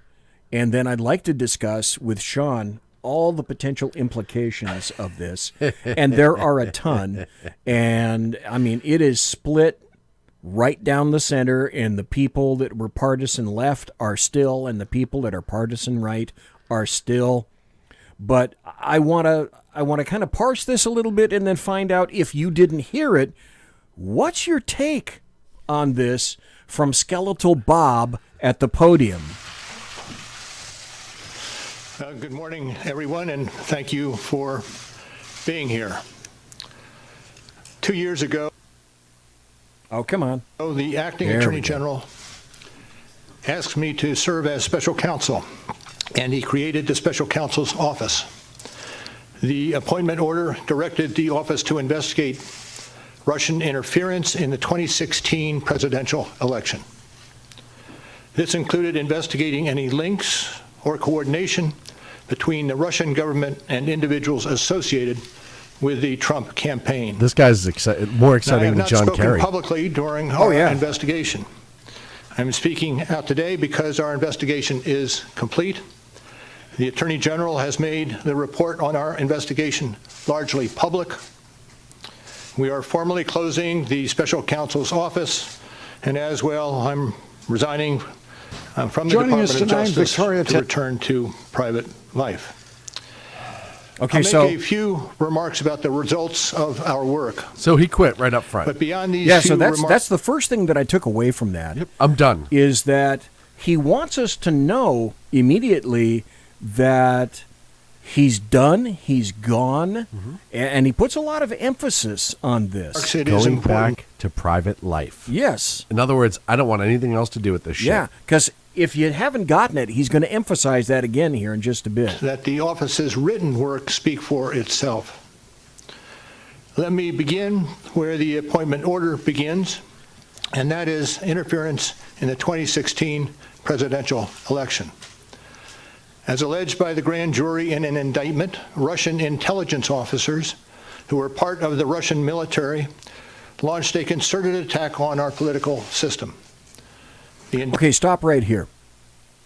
Is there anybody else out there besides me that think that the bulk of leftists don't give one ragged fuck about what Mueller is talking about right now? Russians who colluded and tried to steal our election, that's not what we're interested in. And the most amazing part, out of everything in the Mueller report, this, to me, is the most interesting, and this is definitely the part that should be focused on and dealt with. Yeah, but isn't. No, nobody gives a shit. Yeah. But the reality of the situation is the Russian government, Vladimir Putin and friends, were trying to interfere. They were trying to. And I said this before. I don't know if I said it on air before. Look, if the Mueller report came out and was truthful, which it isn't, and said, hey, look, we did a report. They tried to get in touch with the Trump campaign. They were shut down there. They tried to get in touch with the Clinton campaign. They were shut down there. And life went on. If this investigation was legitimately about the Russian interference with the American election, I would be so much more interested in something he has to say. But it's not. And we all know it's not. Yeah, because we would appreciate the honesty and clarity if that was the true focus. Yes, because that's what it was supposed to be about. I digress. We move on. Yeah, okay, take it, Bob. Indictment alleges that they use sophisticated cyber techniques to hack into computers and networks used by the Clinton campaign. Oh, let me bring this up also. The Russians that they're talking about this is now actually a moot point because they're not even in the United States. Well, what did I say last time we discussed this? They're in Russia. Why Plus, aren't we bombing Russia? Plus, the people that he put indictments out for are some of the people that, and you don't hear this, went to, of all places, Facebook for ads. Yes. But you don't hear that. They stole private information and then released that information through fake online and identities and through the organization WikiLeaks. The releases were designed and timed to interfere with our election and to damage a presidential candidate. And at the same time as the grand jury alleged in a separate indictment, a private Russian entity engaged in a social media operation where Russian citizens posed as Americans in order to influence an election. Pause that for a sec. These indictments contain two things. One, Kaiser, I did not forget about Uranium One. I was just talking specifically about this scope right here. Right. Number two, about Russian citizens posing as Americans. The fact that this is even brought up is stupid. Look, during any election and any cycle in just about any country, I can make a Facebook profile, go on, claim to be a citizen of that country, and go ahead. The problem is the stupidity of people in this country to believe everything they read on the internet being true and to assume that everything they're being told is truthful from people they barely know.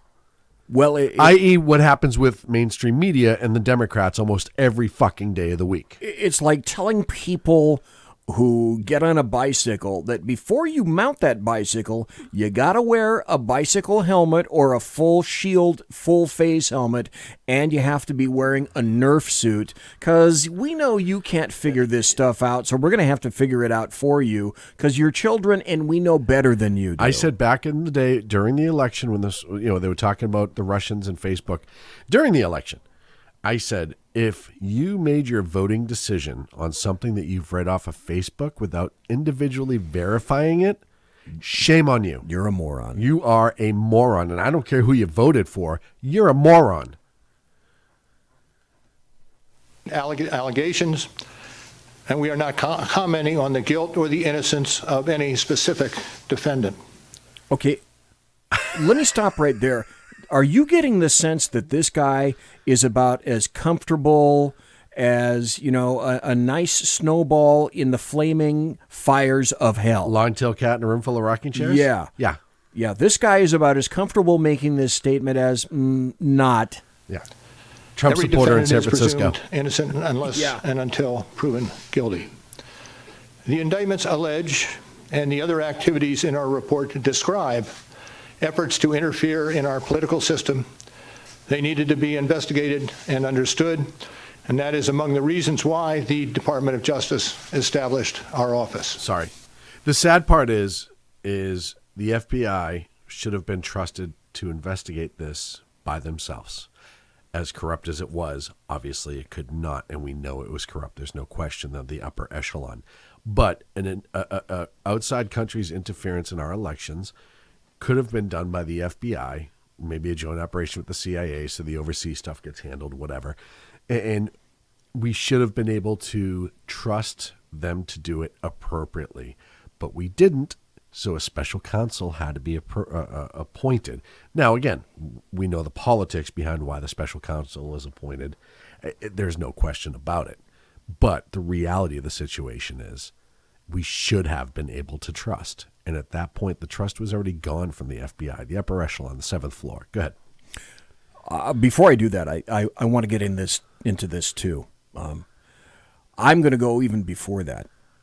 We know that Dianne Feinstein had a Chinese informant leak in her office. Yeah. This was back in 1996. Yep. We know that Dianne Feinstein and her husband, whose name escapes me right now, her husband works deeply and has worked for quite a serious period of time on behalf of Chinese interests in America. Therefore, Dianne Feinstein, because she was on the Senate Intelligence Committee, had a great amount of input into the influence that China did or did not have.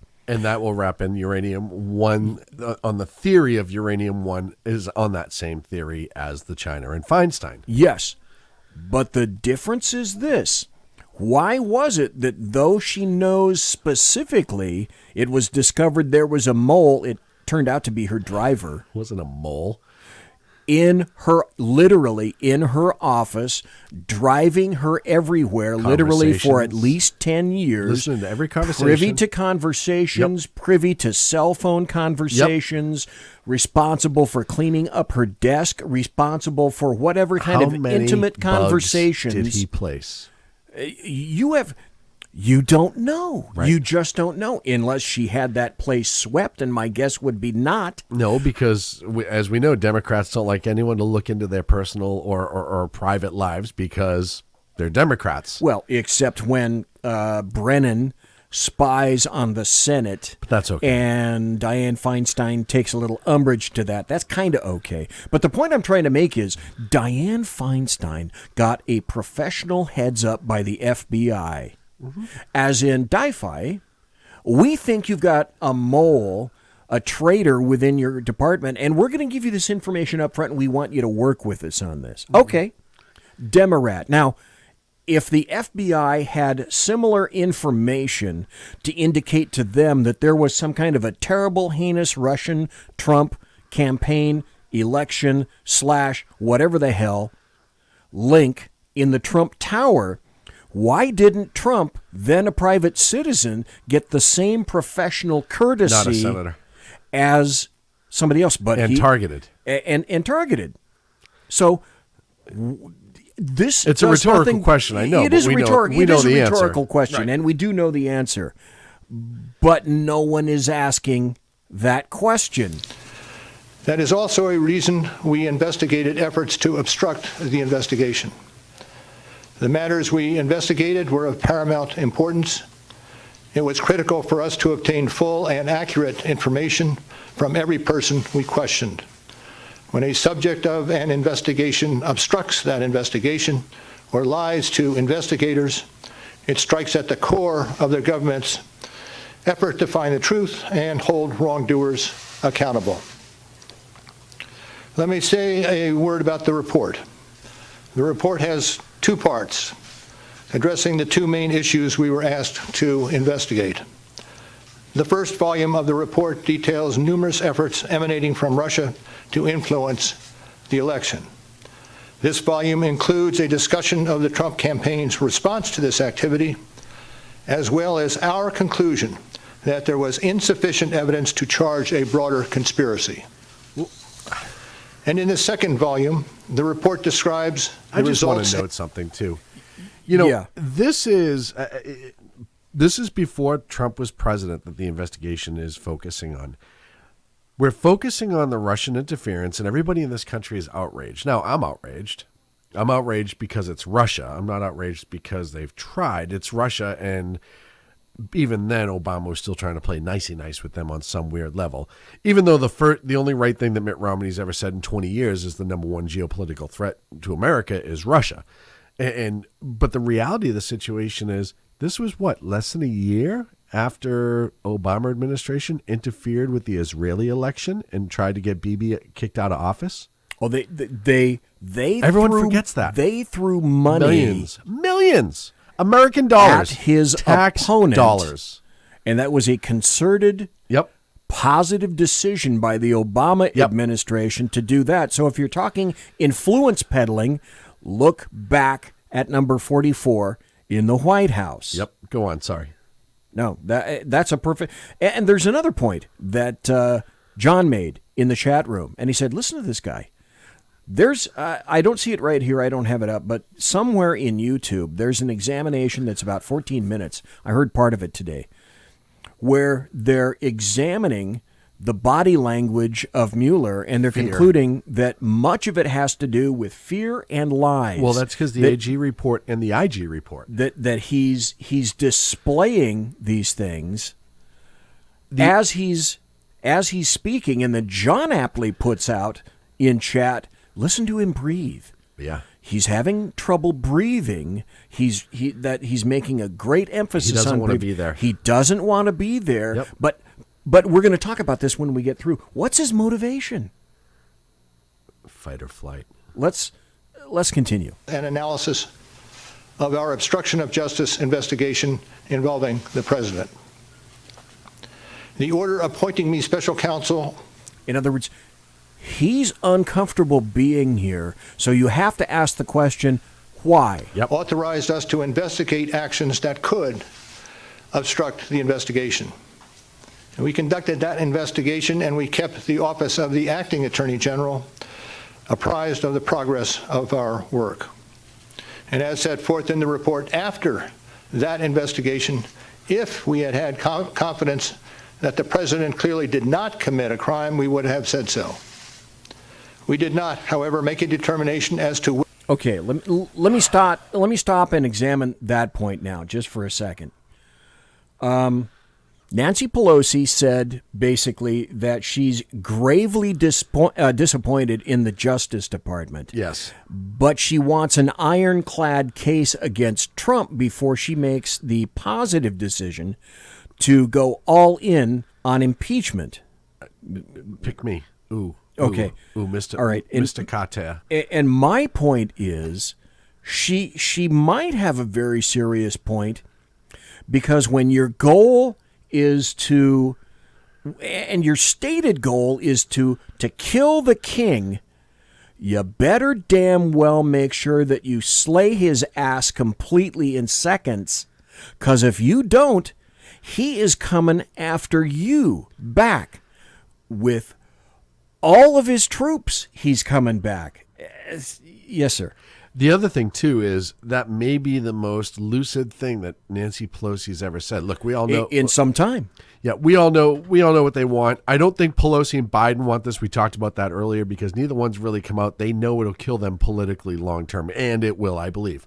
But Pelosi saying, look, I want ironclad before we move forward, is actually a very mature thing to say. Of like, look, I don't disagree. If there is something there, and even where there's smoke, I want to see the fire before I start putting water on it. I want to make sure that there's actually something before we impeach an American president.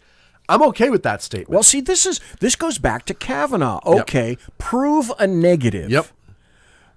This throws rule of law right out the window, completely out the door with the baby and the bathwater. It's like with Kavanaugh. Okay, Sean, I had a collision with you back in 1982, and I was injured back then. Yep. And you gave me a note saying that you were going to give me $10,000 to repair my car. You haven't done it, you son of a bitch. Where's the note? Okay, so now how do I prove that that's something that happened? And I can't. It's dispositive. Well, Mueller says, but I can't exonerate him. Wait, nobody can. Oh, okay. That's not your job. Okay, so when did the onus go to Donald Trump to prove his innocence? Yes. That's the same Kavanaugh situation that we're in right now. How do you prove a negative? What happened to the rule of law? Mueller has essentially reversed American law. What happened to innocent before proven guilty? That presumption. The Democrats have been in pushing American for law. this for a long time. It's the emotional response versus the literal and factual response. To be upset about something, it doesn't matter if it's right or wrong or it happened or didn't happen, is to just be upset at something. They're looking for a reason to be outraged. They play the emotions. Look, when you get charged with a crime in this country, I'm pretty sure in all 50 states and on a federal level, there is probable cause that is presented. Then the burden falls on the state, i.e. literally the state or the federal government, to prove beyond a reasonable doubt that you committed said crime by a jury of your peers. Now, if they cannot do that, you get a not guilty and you walk out the door. You don't get a he did it but we couldn't prove it and walk out the door.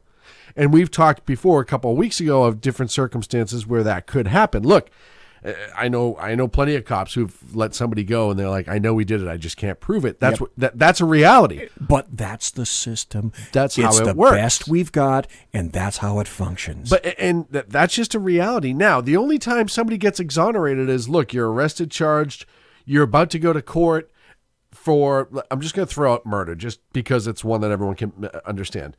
And then all of a sudden, a day before you go to court, somebody comes up with the videotape of the murder that nobody ever saw before, and it's clearly not you in the videotape. Exculpatory evidence has been submitted. So now you're exonerated because the murder now that doesn't mean you weren't an accessory. I'm talking about the specific charge of murder in this case. It is clearly not you, full facial recognition, a million different reasons why you could prove it's not you. You're then exonerated of that specific crime. But the state didn't exonerate you. The evidence exonerated you. And when you can't prove the evidence, then you are technically exonerated if they can't charge you. They can't even charge him. What? They can't even go to a grand jury. They can't even indict. There wasn't enough evidence to do it either way. That's what everybody's forgetting. So by saying I can't disprove that he did nothing wrong, that says I don't have probable cause. Look, threshold inquiry, reasonable suspicion, probable cause, beyond a reasonable doubt. That's the 4 steps of the criminal justice system. Well, the other thing that I'd like to point out, and we're at 10 o'clock right now. So couple minutes. Yeah, we're still going to continue here. I want to remind everybody of this. Conservative media done right. You're listening to the SHR Media Network. Okay, so I've done my duty for the top of the hour. But I want to remind, thank you very much, in my shameless contract. I want to remind everybody specifically what Mueller just said. He said, quote, if we had confidence that the president clearly did not commit a crime, we would have said so. We did not, however, make a determination as to whether the president did commit a crime.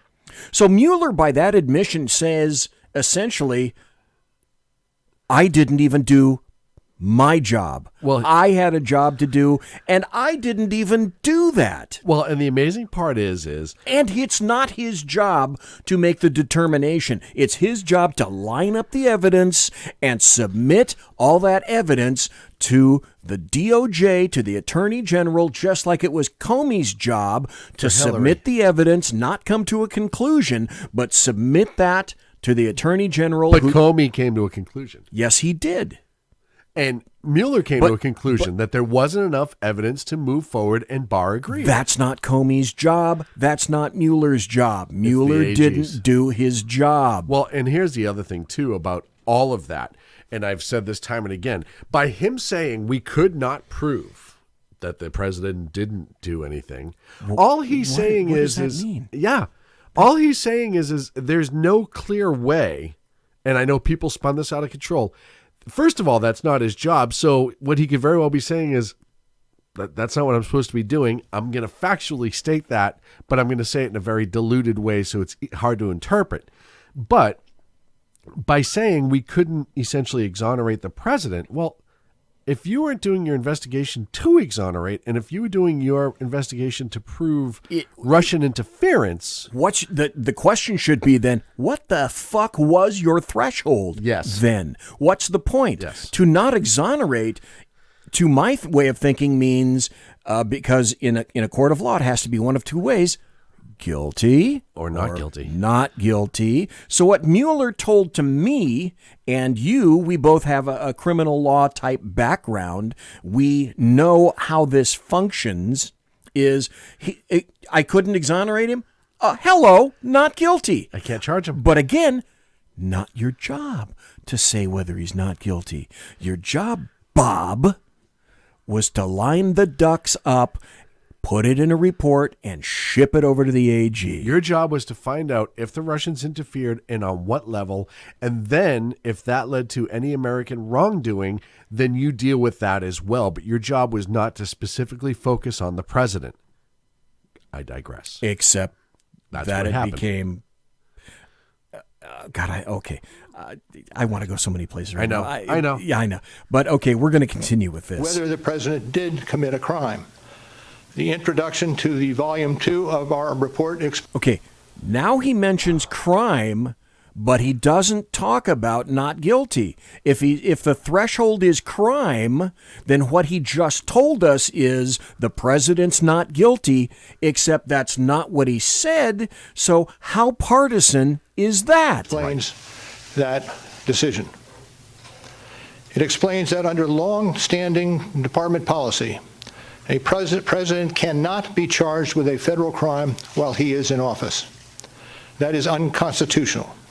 Okay, stop. Mueller made that decision. Yep.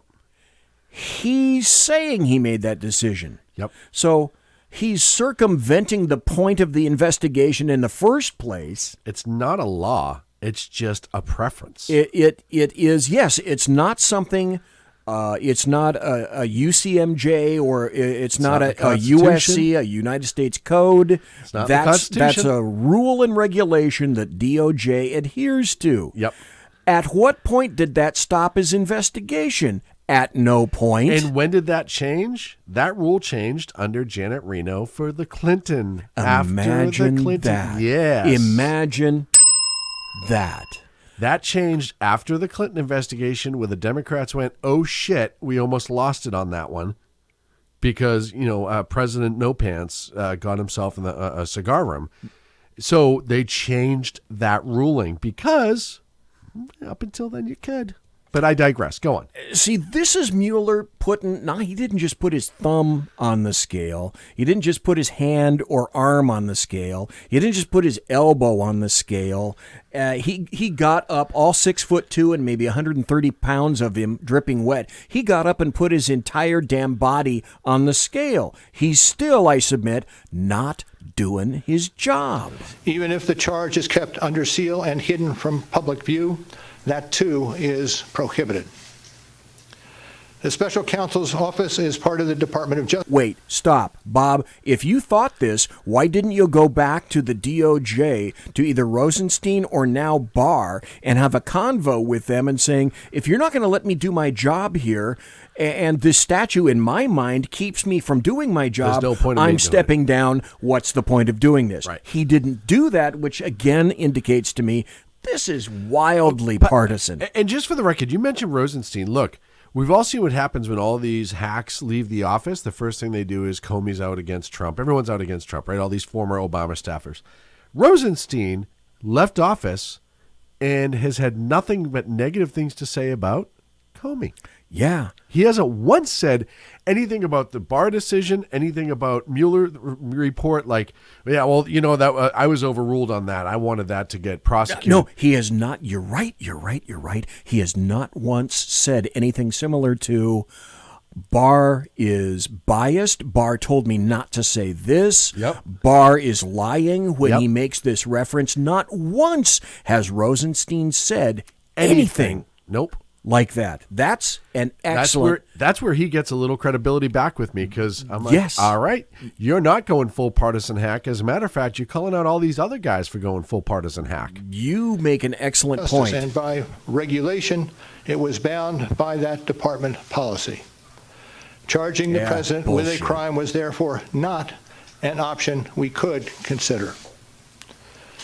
The department's written up. So again, why didn't you just stop and say, if you're not going to let me do my job, I'm going to go back to my civilian practice? Opinion explaining the policy makes several important points that further informed our handling of the obstruction investigation. Those points are summarized in our report, and I will describe two of them for you. First, the opinion explicitly permits the investigation of a sitting president because it is important to preserve evidence while memories are fresh and documents available. Among other things, that evidence could be used if there were co-conspirators who could be charged now. And second, the opinion says that the Constitution requires a process other than the criminal justice system to formally accuse a sitting president of wrongdoing. So you know where this is going. What he just did is throw it over to Congress and say, your turn. Is say, I'm done with this. I'm sitting here in front of you. To me, this is him telecasting. Now, Congress, the ball's in your court. I've done as much as I can do for you. Now you need to do the rest. Couple things to point out, too, though. Look, during the Trump campaign, after he was a verified candidate, he had Secret Service assigned to him 24/7. I doubt, maybe I'm wrong, that he personally met with any Russian agents, correct? Because you would have... Let's play into the Democrats' idea that he did collude, all right? So you can't charge the president. He's the sitting president. All right.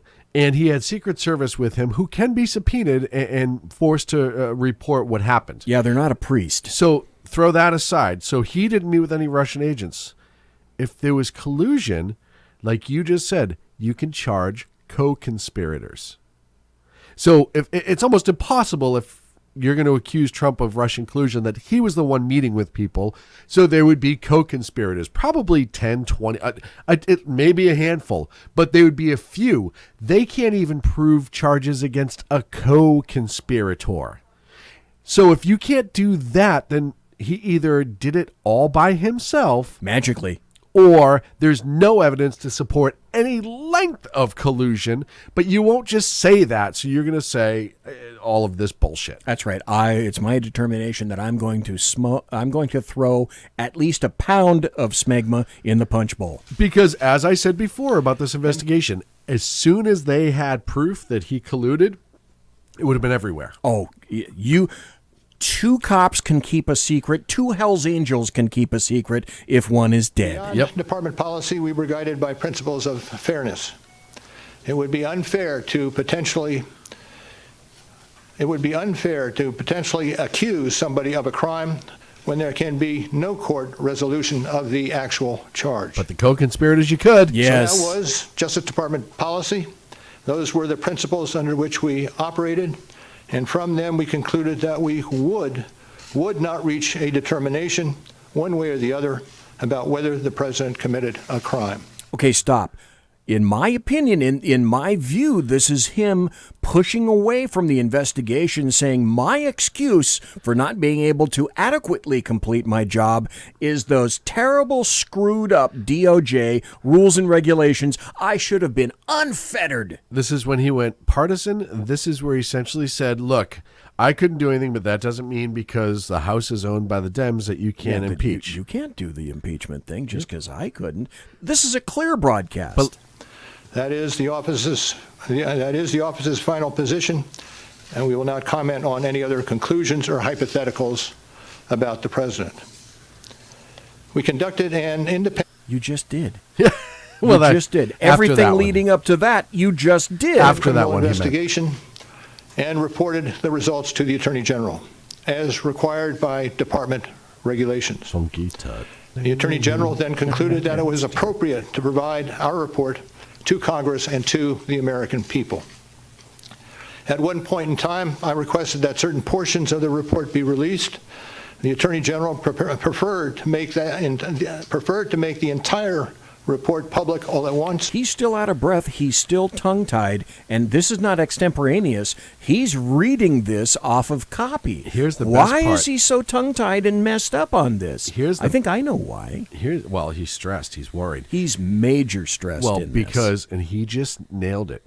I said that only certain parts of it should have been released. The Attorney General decided to release the vast majority of it. So now everybody in the world is going to be able to go in and dissect the failures of, and I said this the other day, he's either incompetent or there was no crime. His team was either incompetent, the smartest investigative mind, $25 million. How many agents? 50-something agents. Tons of agents, and 2 years. subpoenas. And they couldn't prove it. So either Trump is an absolute criminal mastermind genius, or Mueller's team sucked, or nothing happened. This reminds me of a case that I was involved in with the FBI. This occurred many, many years ago, so I can talk about it, called Woodworker, where we had task forces and tons of people, and we were all going to conduct raids on 20 to 25 different locations all across the United States. There were drugs involved. There were bad guys. We didn't even get a fucking Advil out of that. Yeah. And we appreciate that the Attorney General made the report largely public, and I certainly do not question the Attorney General's good faith in that decision. Now, I hope and expect this to be the only time that I will speak to you in this manner. Nope.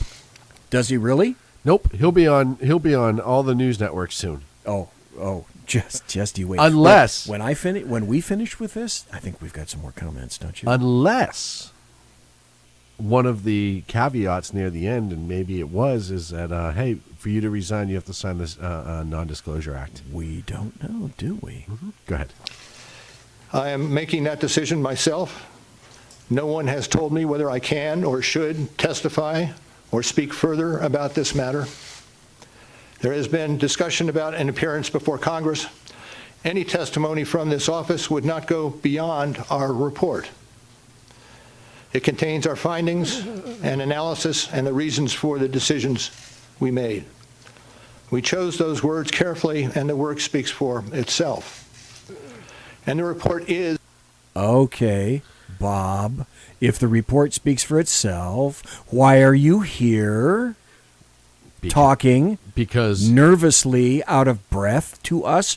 Why? Well, and I'm sure, too, that I almost guarantee, look, if A.G. Barr knew exactly what he was going to say right here, he wouldn't have let him speak from the DOJ. He would have just let him resign and walk away. I have a feeling Mueller presented this like, hey, I just want to kind of close the door on this. I want to go out and give a speech and say, we're done, the investigation's over, and that way it'll give closure to people. And then he spewed this out. I do not think the DOJ thought this was coming. Is my testimony. I would not provide information beyond that which is already public in any appearance before Congress. In addition, access to our underlying work product is being decided in a process that does not... Okay, Sean, let me ask you this question. Yeah. Do you think Mueller's being... do you think he's being honest with us when he says, I don't want to testify, I don't want to appear. Yes. As far as I'm concerned, this is done, and I will not willingly cooperate in the future with this. As far as I'm concerned, I am fini. I do not want to appear. Yeah, he does not want to appear, and here is why. Yes. If he appears, he's going to be put under oath. If he's put under oath, he can be cross-examined by Republicans. Yes. If he's cross-examined by Republicans, he's going to have an issue. With A.G. Barr's investigation looming, he's under oath. When you're under oath in Congress, that can be utilized later in court. Subject to the same thing that he subjected others to. So if he says, if he is overtly dishonest to a Republican House of Representative or a congressman through a cross-examination, and then it comes out through the Barr Durham, the guy from Connecticut, Durham, investigation, that this was in fact not true, and now he lied to Congress. Guess what can happen to Bobby Munster there? Well, that's what you want to do as a prosecutor. You take a subject, put them on the stand, and get them to make a statement so that their statement is locked in. And then once that statement is made, like Mueller could potentially do if he's called in front of Congress, then that gives you information from which to impeach his testimony if you have contra testimony. And I'll tell you right now, where this happens a lot is DUI arrests, defense attorneys. They will get the officer into a DMV hearing where they are sworn in, but it's not court. More often than not, the police officer, if they didn't do anything accurately or disaccurately, whatever, but at the DMV hearing, they're much more laid back than they would be at court because it's just a DMV hearing, right? And then they try to catch them in some sort of lie, exaggeration, whatever. I'm not saying that it happens a lot, but I had a defense attorney tell me that is most of the time in a DMV hearing, which you're still sworn in, it's still admissible in court, and you're under oath, that more likely than not, if there was any wrongdoing done by an officer or negligence, he just screwed up or whatever, it would come out, and then he can present that in court. And if the officer testifies to that in court that he didn't do that, and then you say, well, wait a minute. We have this. You are formally archiving a statement. Yes. The likes of which can be used if there's opposing testimony and your previous statement. is subject to being impeached. Yep. So that's exactly what he's afraid of. So what he's saying with is, look, my statement is the statement. I don't think he thought Trump would ever declassify everything.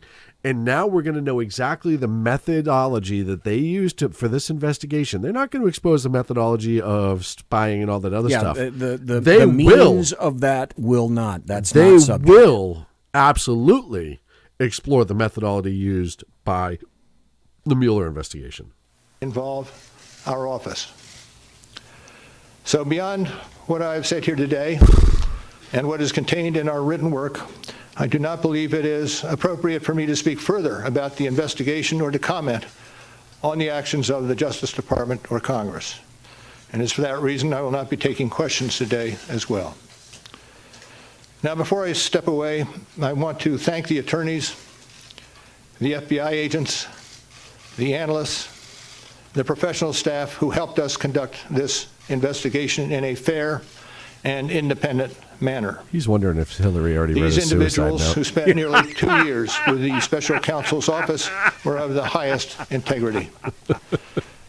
And I will close by reiterating the central allegation of our indictments, that there were multiple I'd be stressed systematic too. efforts to interfere in our election. Sorry. And that allegation deserves the attention of every American. Thank you. Thank you for being here today. Then they throw a question at him. Sir, if you're subpoenaed, do you need to No question. So the question then remains, to whom is he answerable? He doesn't want to be answerable to anybody else, and he sure as hell doesn't want to appear. Now, IG and Durham. Nadler has said that he'd like to get him in to answer questions. Will he subpoena him?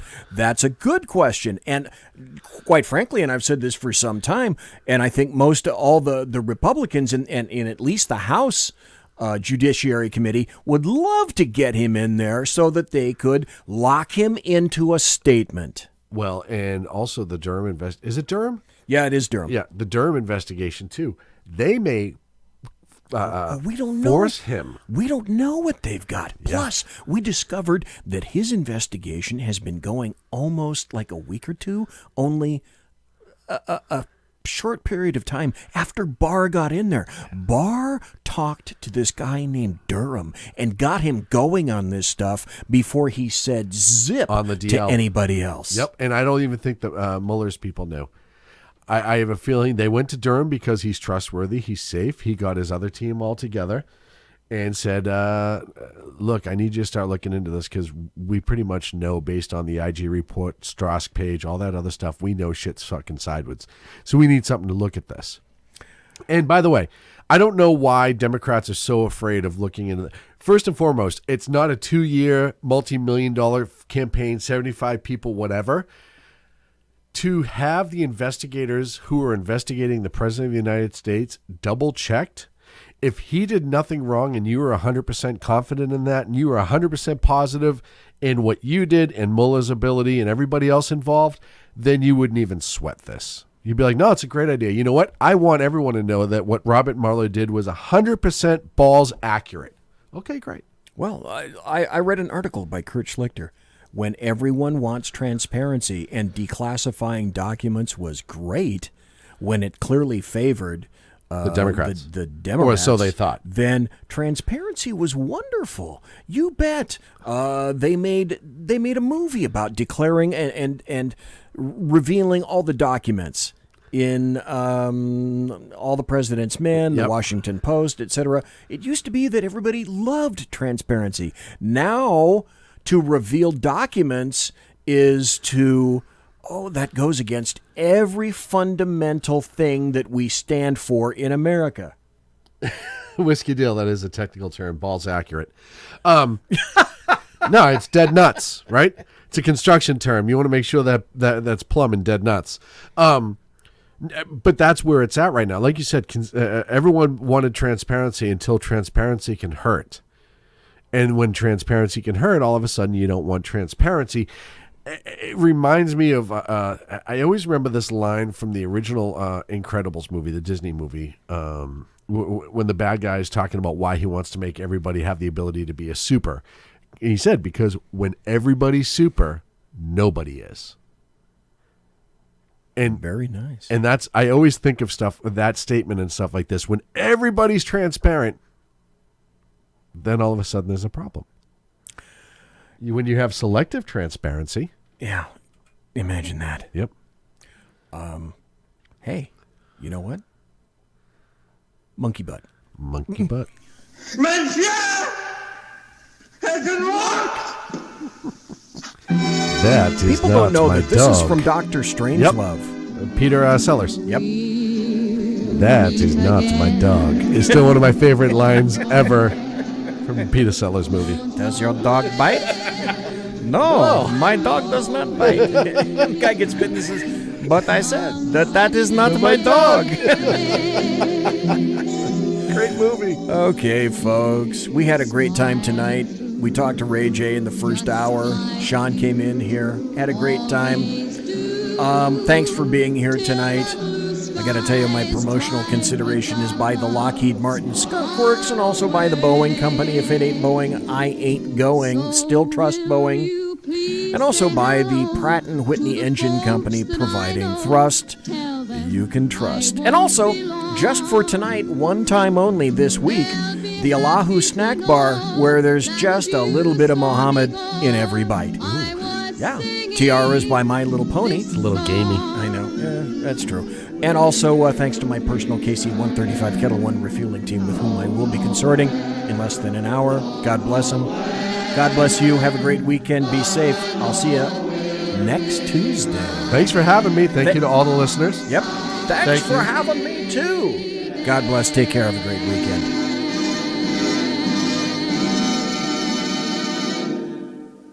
Everybody quiet down now and get some sleep. Night, everybody. Good night, Mama. Good night, Ben.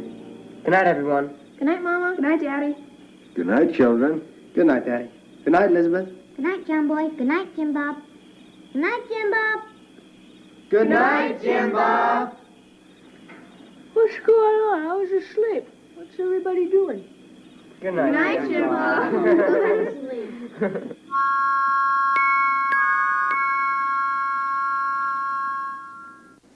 Good night, and good luck.